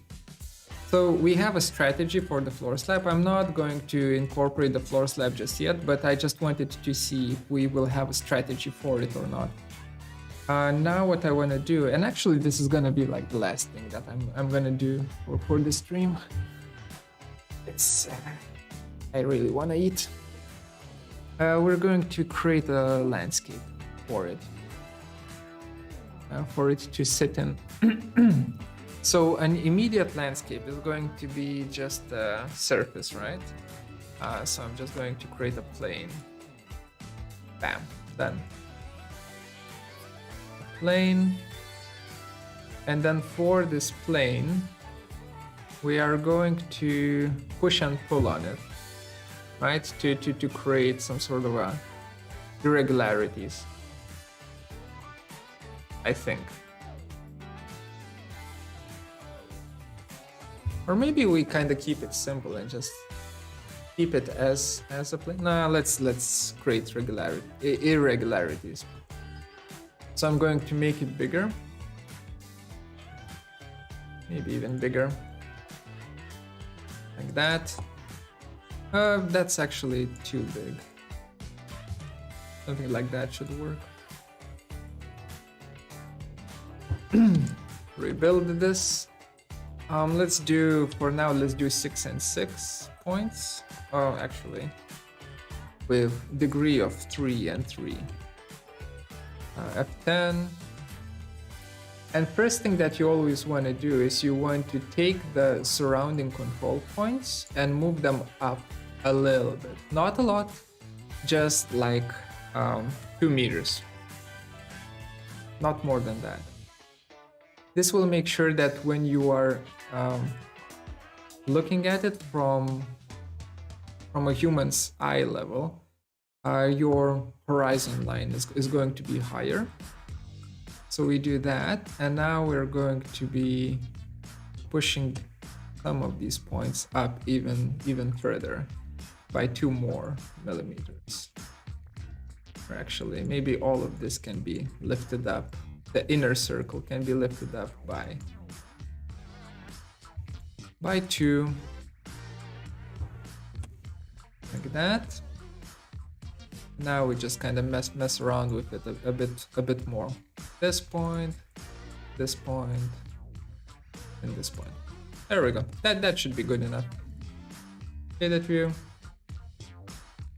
Yep. Now it's all kind of just a tiny bit wavy.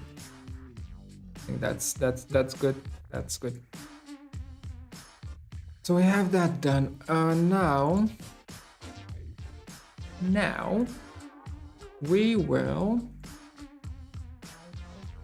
convert this to NURBS. Delete input objects. No, I don't want to delete the input objects. I just want to hide them. And using this NURBS geometry, I will probably try to do Boolean difference with the NURBS geometry and see if it works. Wait, what? No. Boolean difference this with this.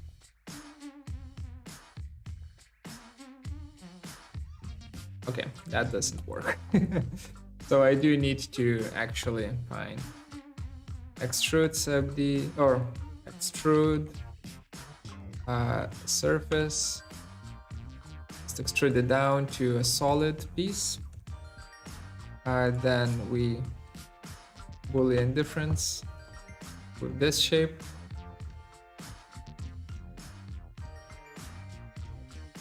And we basically get rid of... Oh, the opening. This is screwing me over. Okay, got it.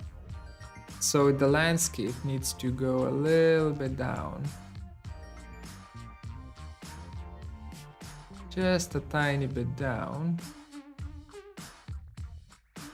Just like that. Yeah, perfect.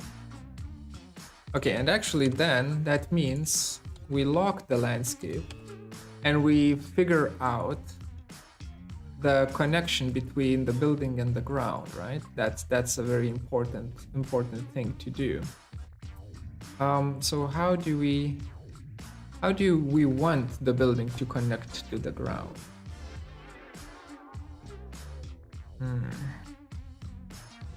That's a tricky question.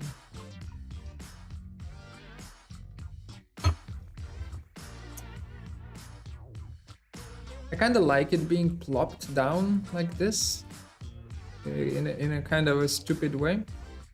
At the same time, I kind of hate it that it's doing that. So the first thing that I'm gonna try to do is I will try to crease the bottom portion.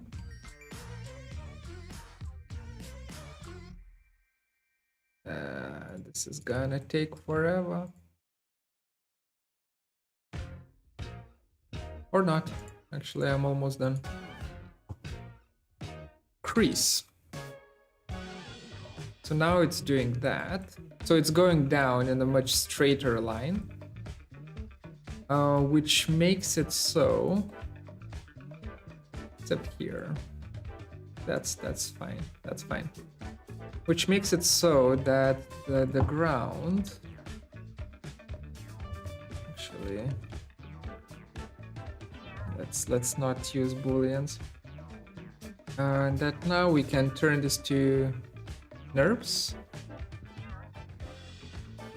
hide it, and then we can calculate an intersection. Intersect. There we go. So we get curves on the landscape, which you can't see. You can see them here for some reason, but you couldn't see them there, which is weird. But either way, now since we have these curves, I'll join them up. Or not. Oh, never mind, they are joined. I can trim. I can trim away the landscape here. Right? So we basically have this kind of brutal connection. But now what I want is something different. I want a little bit of a gap between the, like I want the landscape and the building to make a little bit of a gap. So I'm going to go to the top view. I'm gonna hide the building here. I'm gonna take the curve, project the curve, or project to C-plane, delete input objects, no. Okay, so now we have a flat curve here, which means I can offset it by 200 mil more. Let's do 300 mil by 300 millimeters, just like that, just like that. And we extrude, not extrude. We project it back to the surface. That, and now I can take the surface and split it with this newly projected curve. So now I have this inner ring and the outer ring, and the inner ring will just be, do we just move it down like that? Well, that's a lot. It has been moved by a lot. Something like this. And maybe I just can select this, and loft the two. Okay. Now we have something like this going on.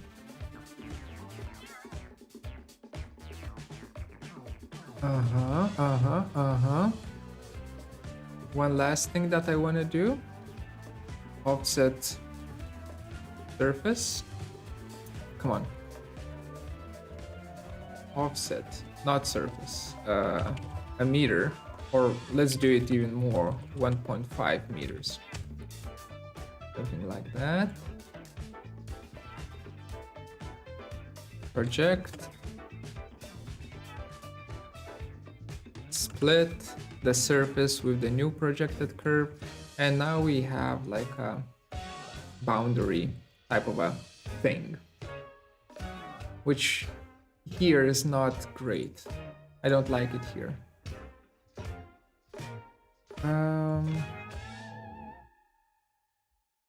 So can we work with this? We can, right?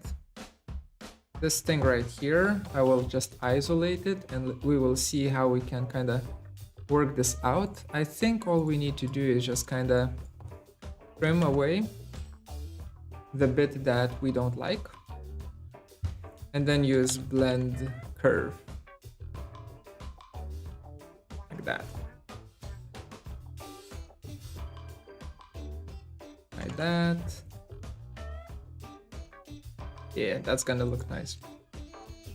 Join, project, to here, split with this. Okay, we're done. Cell CRV, delete curves, and we have basically this kind of a landscape thing that enables us to place the building as it is right now. There is a gap there. Why is there a gap there? There's a gap there because I messed up right here. So this area will need to go down a bit more, or it can't go down. Shit, it needs to get extruded a bit further. Extrude SubD, Z direction, doesn't matter how far, honestly. Something like that. Okay, let's look at it with Arctic view. So now we have,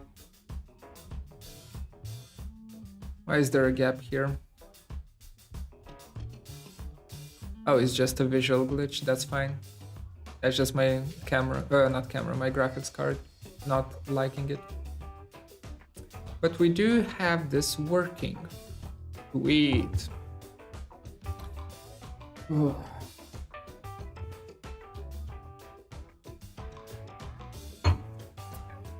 Sweet, sweet, sweet.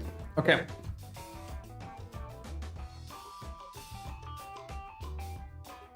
Is working. This is gonna be a tricky thing to put a glass in, but we will figure it out, I believe. Let's just do EMAP on it.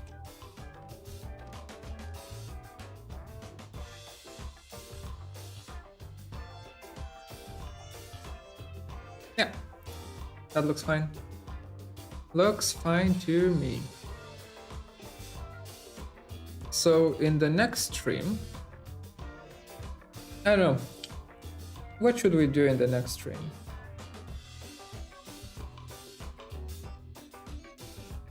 Any suggestions? Any ideas? How long have I been live? Oh my god, 4 hours.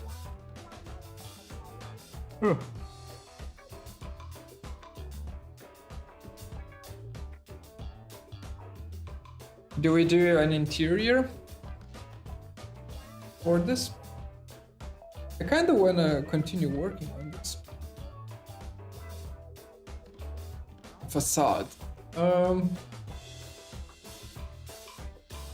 facade is just going to be some sort of a tiling.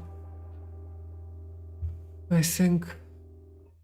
Actually, let's real quickly check out how it would look like. Just slap on a generic material to this whole thing. By the way, if it starts lagging, let me know, because now I'm gonna start kind of doing rendering. By the way, this is dark. I'm gonna start doing some rendering, just a little bit. So if real-time rendering lags, just let me know. That's fine. Environment, I will want to use sky for it. For light, I will want to use Rhino document sun because I'm lazy. Or do we use an HDRI image? Nah, let's use a Rhino document sun for now. Or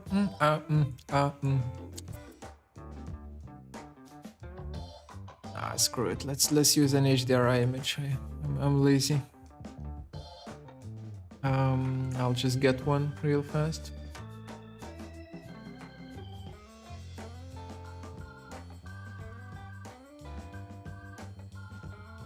Yeah. I'm thinking about, you know, doorways and windows and whatnot. Maybe we'll do those, or maybe we'll start from the interior separations and then we'll continue on from there.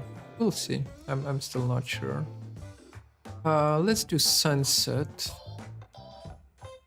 Probably, because I have it downloaded, right? So I'll just import it. Let's... Is it here now? Hello? Wait. Yeah, environment sky, perfect. Or rather sunset HDRI, perfect. Interactive render. Oh my god, what the hell is going on here? Why is this so blue? Why is this so blue? That makes no sense. Oh, that's because I didn't... Oh my god, I'm stupid. We need to actually add a dome light, right? For that HDRI to work for us. Let's kind of slap the dome light in here, somewhere here, doesn't matter. And this dome light will have the sunset texture attached to it here, paste as copy. All right, so now it should work. Then explain how to add sun background from HDRIs once again. Try to do it, but it's not working. I just did it. So you get your HDRI image in here, right? Into Rhino. And then you need to create a dome light. And basically in the dome light settings where it says color, texture, HDR, you choose the HDRI image that you have. That's about it. Right. Then all we need to do is just change the exposure value. Well, probably not to 20. 16, no, 14. Let's do 13. Oh, not 1, 13. That's good enough. Look at it this way.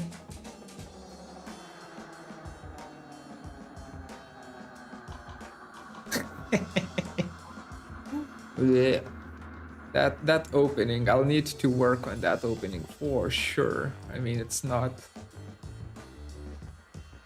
a pretty opening. So sky background in V-Ray, the story in lights. Yes, when you have a dome light set up, then it will overwrite the background. So when you have dome light set up, the environment background is going to be overwritten. In today's technology, which one is better, laptop or desktop? Consider to buy one. Don't buy one just yet. This year, the prices are... I mean, the prices are obnoxious because of the chip shortage. Basically, the Bitcoin is rising up in the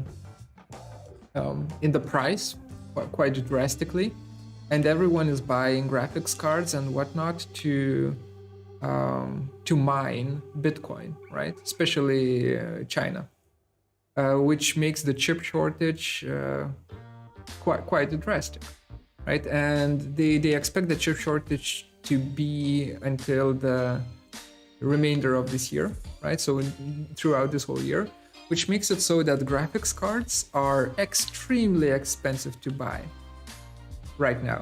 They're like 3 times more expensive than what they should be. So what do the Bitcoin miners do? They buy laptops as well, right? And they mine Bitcoin with laptops. That is why laptops are also increasing in price. So it's kind of a shit show this year. I would strongly suggest buying one like layer. If you already have one that is kind of usable, wait for it. But which one to buy, a laptop or a PC? Personally, I couldn't work with a PC because I have to travel quite a bit from place to place, right? And since I'm traveling, I'm traveling. Just getting a PC wouldn't make sense to me. So I just have a lightweight laptop, right? If you're planning on kind of staying in one spot, then of course PC makes more sense. It's cheaper and also it has more power, more firepower. As easy as that. For rendering purposes, like to render out images like, well, not like these, but like the renders that I do, I usually send them to a render farm, right? And I render them out in a render farm rather than on my laptop, just because I don't want to spend time waiting. So yeah, that's at least the gist of it, right? The building design could use more creases. Oh yeah. Yeah, that's for sure. That's for sure. But we are currently just this stream was all about just the massing and just getting the kind of the topology going, right? So making sure that all of the geometry kind of fits nicely. But adding creases, like the first part where I would add it would be probably here, just to kind of lock it in place a bit better. Oh God, come on. Why are you doing this to me?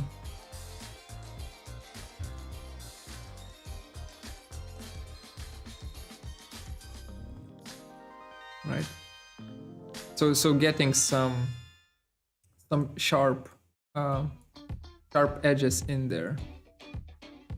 This area right here, I would love to have it creased as well.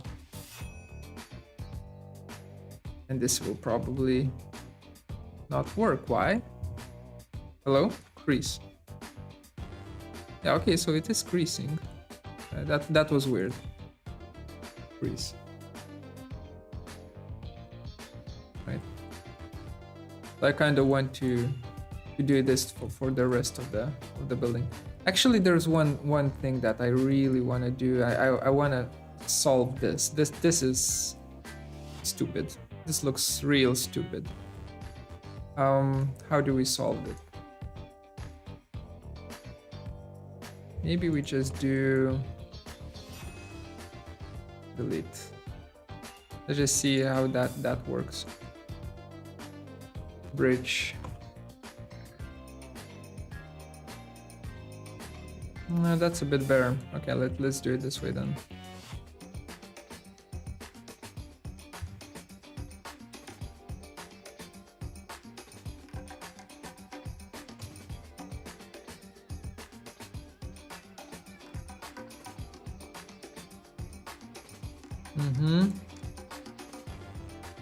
And what if? No, I'm starting to add detailing. Like we will work with the detailing a bit later. But yeah, I completely agree. Adding creases will definitely help out this project. Actually, maybe now we can remove creases from here.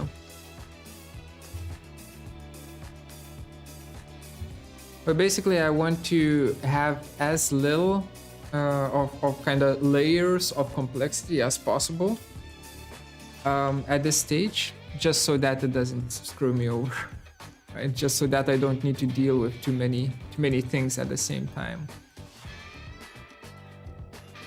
I would definitely add creases here as well. Anyway, that's later.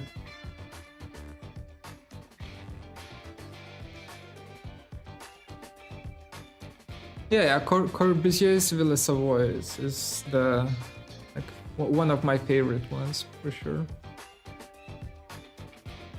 In architecture, what you take on work-life balance? Balance what? No. Just the answer to your question is no. No such thing. You like work and life balance. I don't know. I think it's nice to kind of be passionate about the creations that you make, right? About the stuff that you make. I think it's just nice to kind of be passionate about it and kind of push yourself to make some cool things. But if you push too hard, then your creativity suffers, right? And you kind of get into this loop, which is not great. So it's really hard to make it so that there is a balance between life and work when dealing with architecture. That's for sure. But at the same time, it's something that every one of us architects need to figure out how to do. If we don't, then we're just going to kind of we'll stop growing, right? We will start building or keep building up the same thing over and over and over again. I don't know. It might be something different. I might be wrong about this, but right now it feels like that's the way it goes.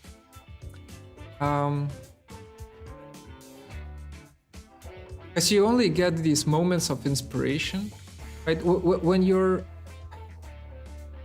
tight on schedule, right? When you're kind of behind and you need to speed things up and kind of push through a project, then you don't really your creativity starts suffering, right? Because then it's all about speed, right?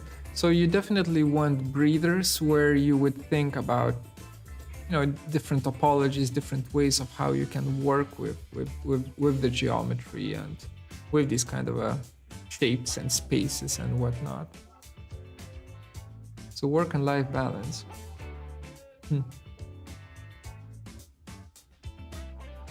Having other hobbies rather than just architecture, I think helps quite a bit. Right? And by hobbies, I don't mean Netflix, right? But just kind of getting into airplane modeling, not 3D modeling, but actually making small model airplanes or music. Those kind of things really it helps you grow as an architect, which is weird, but they do. I'm just looking at the how does Rhino understand the topology of these shapes, and it's actually not that bad.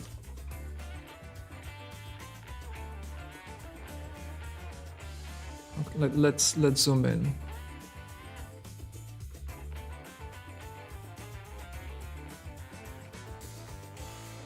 When do you plan next stream? Oh man. That's a tricky question.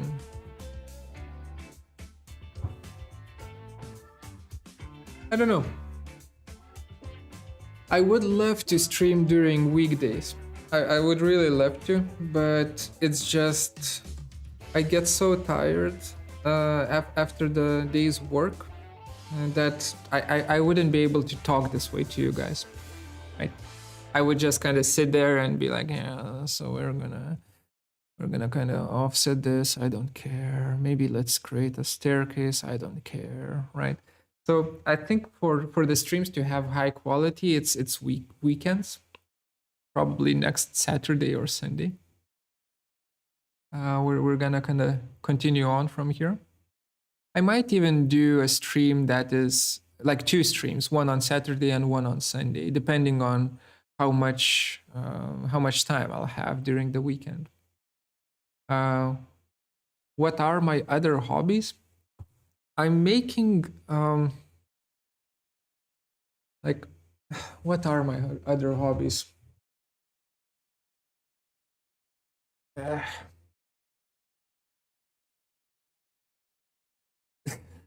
3D sculpting in Blender, and just creating donkeys and whatnot. That's a hobby, I think. Right, just messing around with that. Then Arduino and working with flower pots. That's a hobby. Shit. Sorry. Wait. Bonsai. That's a hobby. What else? If you look there, that's a 3D printer that long time ago has been Kivo Tarantula. Right now it's something completely different. That's a hobby. Also, when I have time, I play squash with my wife, which we really like. And also, wait, let me turn this off. Also, I am learning, wait, camera, please work. I'm learning Japanese while my wife is learning Chinese, which is super fun. And also, you know, very, very challenging.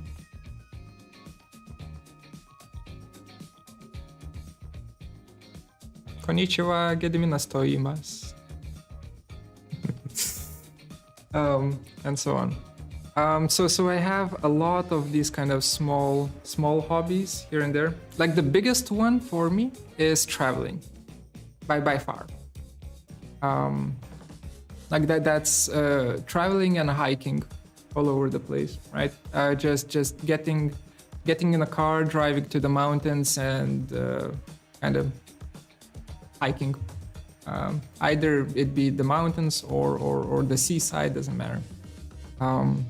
But let's just say COVID hasn't been kind to us in that regard. Anyway.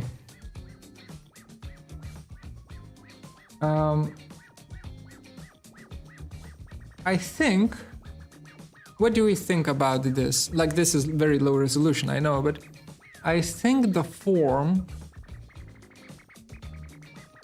like the tiling is kind of nice. I think we can kind of stick to the tiling. I'm not sure if we're gonna make it out of concrete, but who cares?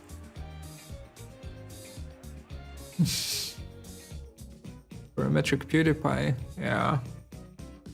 I guess parametricism has a little bit less of a crowd than Minecraft, right? These days. Considering how many subscribers I have and how many PewDiePie has. I'm sorry, I don't know how it exactly works, but is there any way to set notifications? Watch few of your videos, but that's the first time I've seen in stream. Yeah, so if you subscribe, there's that kind of bell icon right next to the subscribe button, I think, or I don't remember where it is, but it's a bell icon. Once you click on it, you can choose to receive all notifications, and it's basically going to kind of beep beep you once I go live again. Going back here. I don't want to model anymore today. I think we're done with modeling. I'll call it today. I'll save this. I will, though, just take my freaking Arduino and plug it in right now and see if it's just magically going to start working. Probably won't, though.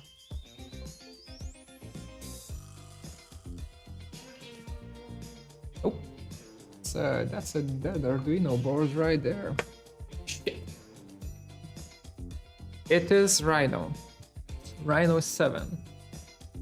Said that you can do this in Rhino 6 as well. Only instead of SubD, you would need to use a mesh and use Catmull-Clark subdivision in Grasshopper. But it's exactly like the performance of it is exactly the same. What's going on there? Why are there things intersecting here? I don't like it.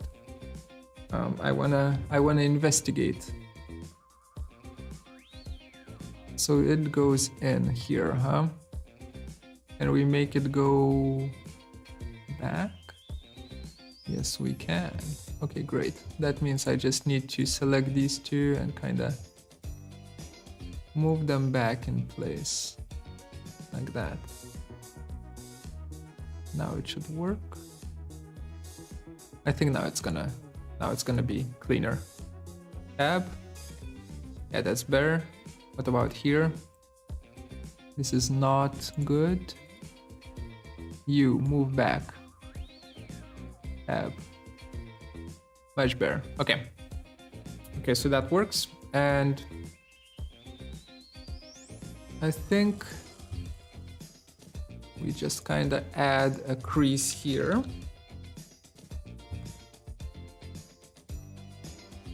Yeah, I think the sharpness of this kind of works nicely with the smoothness of the rest of the building. Does it though? Yeah, I think it does. And we will do the same thing here. Oh my god. This is also messed up. Let's go in. Okay, that's good. And now you, sir, will need to go in as well. That's the stuff that you get from the offset, right? So you always need to kind of get in there and clean it up just a little bit.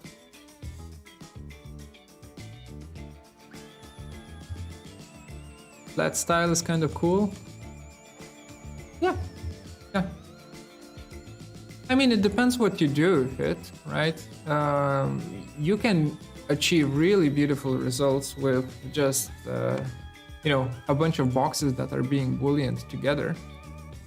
There's no... Why is there... Oh, that's inset. This guy needs to move in, right? Oh my god. This looks bad. Oh, never mind. It kind of solves itself when it... except here. Here it doesn't. I'll need to fix that later. Right now I don't wanna. And also this. This whole thing is a little bit of a mess. But that is going to be a problem for future Gediminas. Not this one.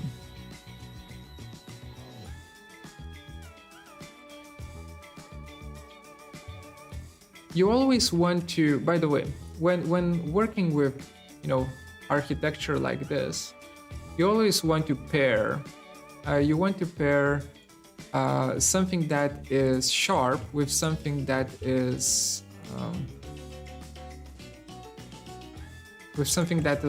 solid. Something that is curved, right?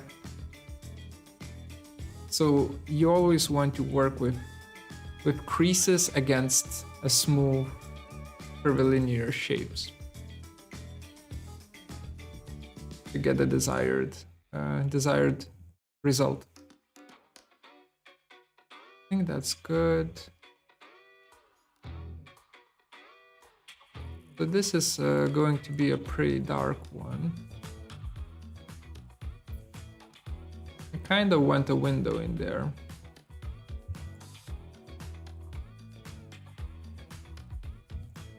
Let's do a window. That inset, delete, that bridge. And it's as simple as that. Do we want it that way? Or maybe it can... Ooh, maybe it can extend.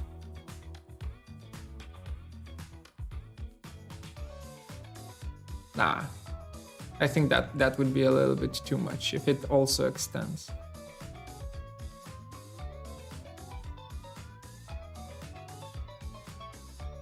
Just stupid. Oh my god, such a stupid building.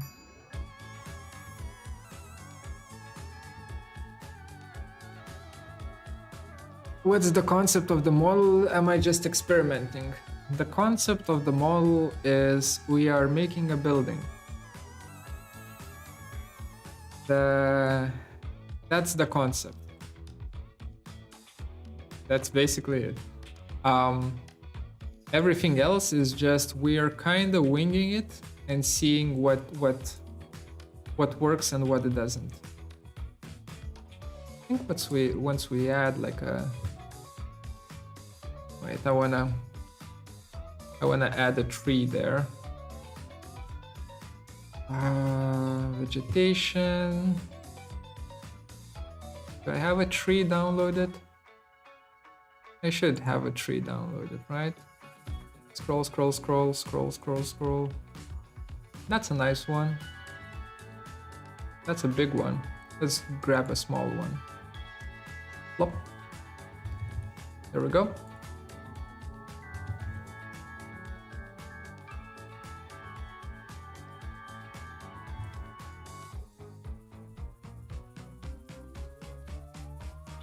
Lens length 30 millimeters, like that. Render out.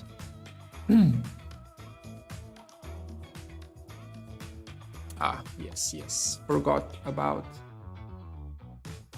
the light. Where's my frame buffer? Oh, come on. Why is the frame buffer minimizing? I wanna... Oh my god, that music.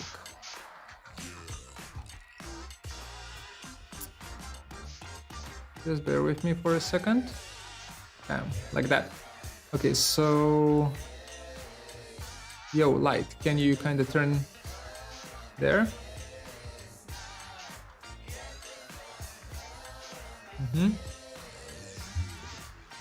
That is doing that. Maybe here I kind of want a sunlight, right? A sunlight that is doing its own thing. Like that. The south is there. And is there. So from there,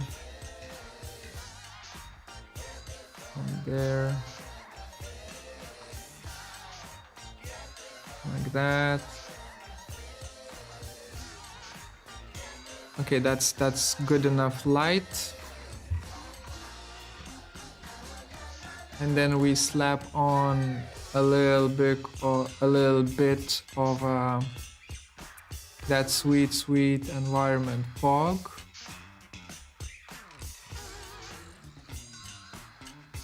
There we go. How does this look like now? Okay, that doesn't help. Wait, why are you being hidden? Is there like a way of how I can make this always on top?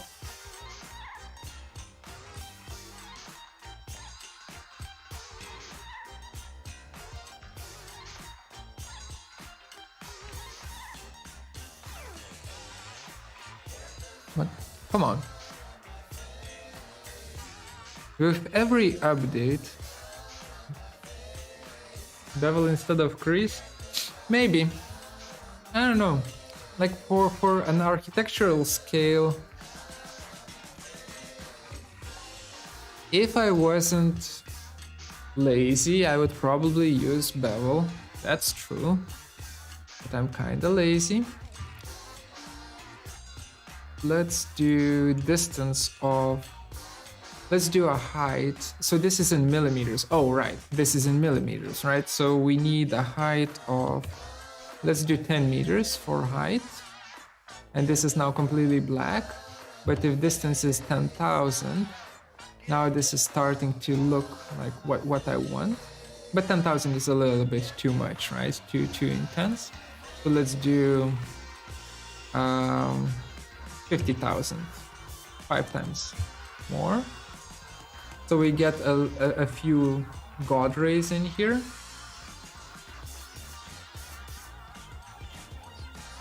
That is starting to look kind of nice.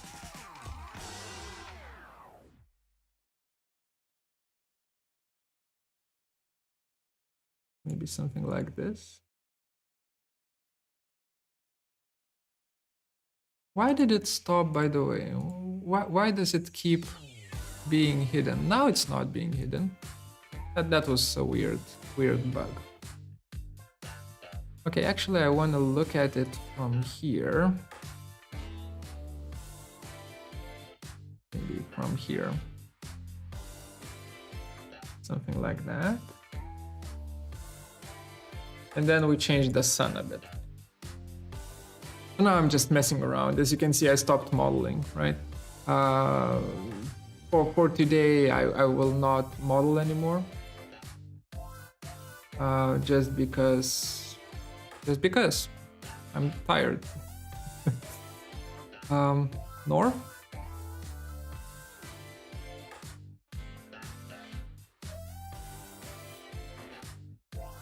That's kind of cool. Just hitting a little bit of the tree. Maybe a little bit less. I mean a little bit more, something like that.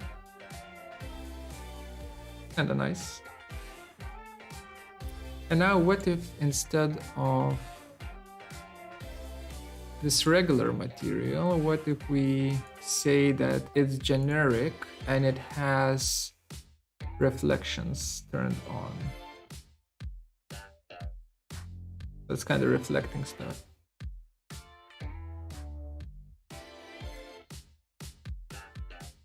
Nah.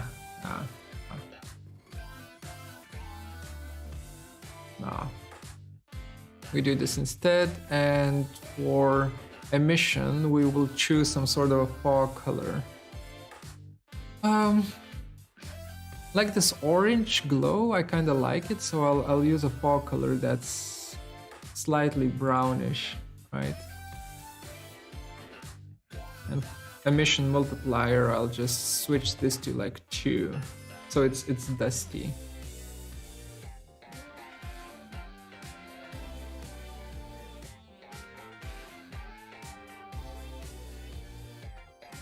Yeah, I think that works. And now we can mess around with the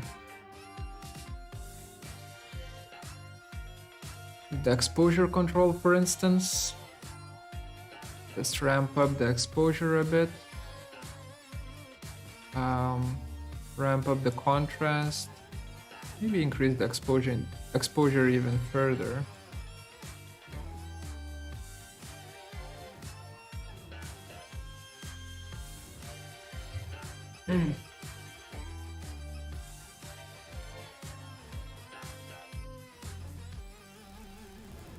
Oh, I think that's it.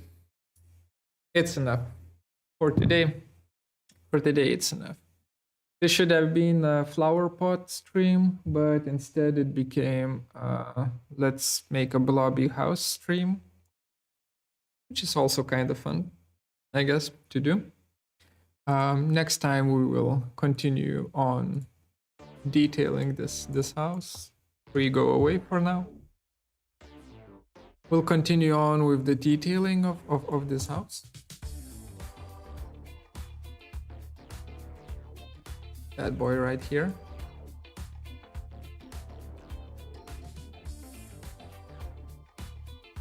True sphere.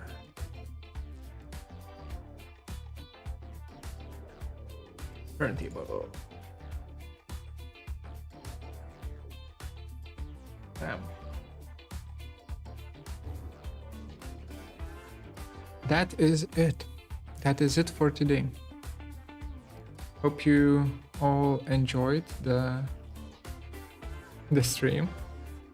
The detailing process will be super fun, but also it will kind of be a little bit slower than the actual massing process, right? Because when you go into detailing, you need to really take your time to make sure that everything kind of fits perfectly. I will come back next weekend with more cool stuff. Okay, I'll see you then. And subscribe. Bye.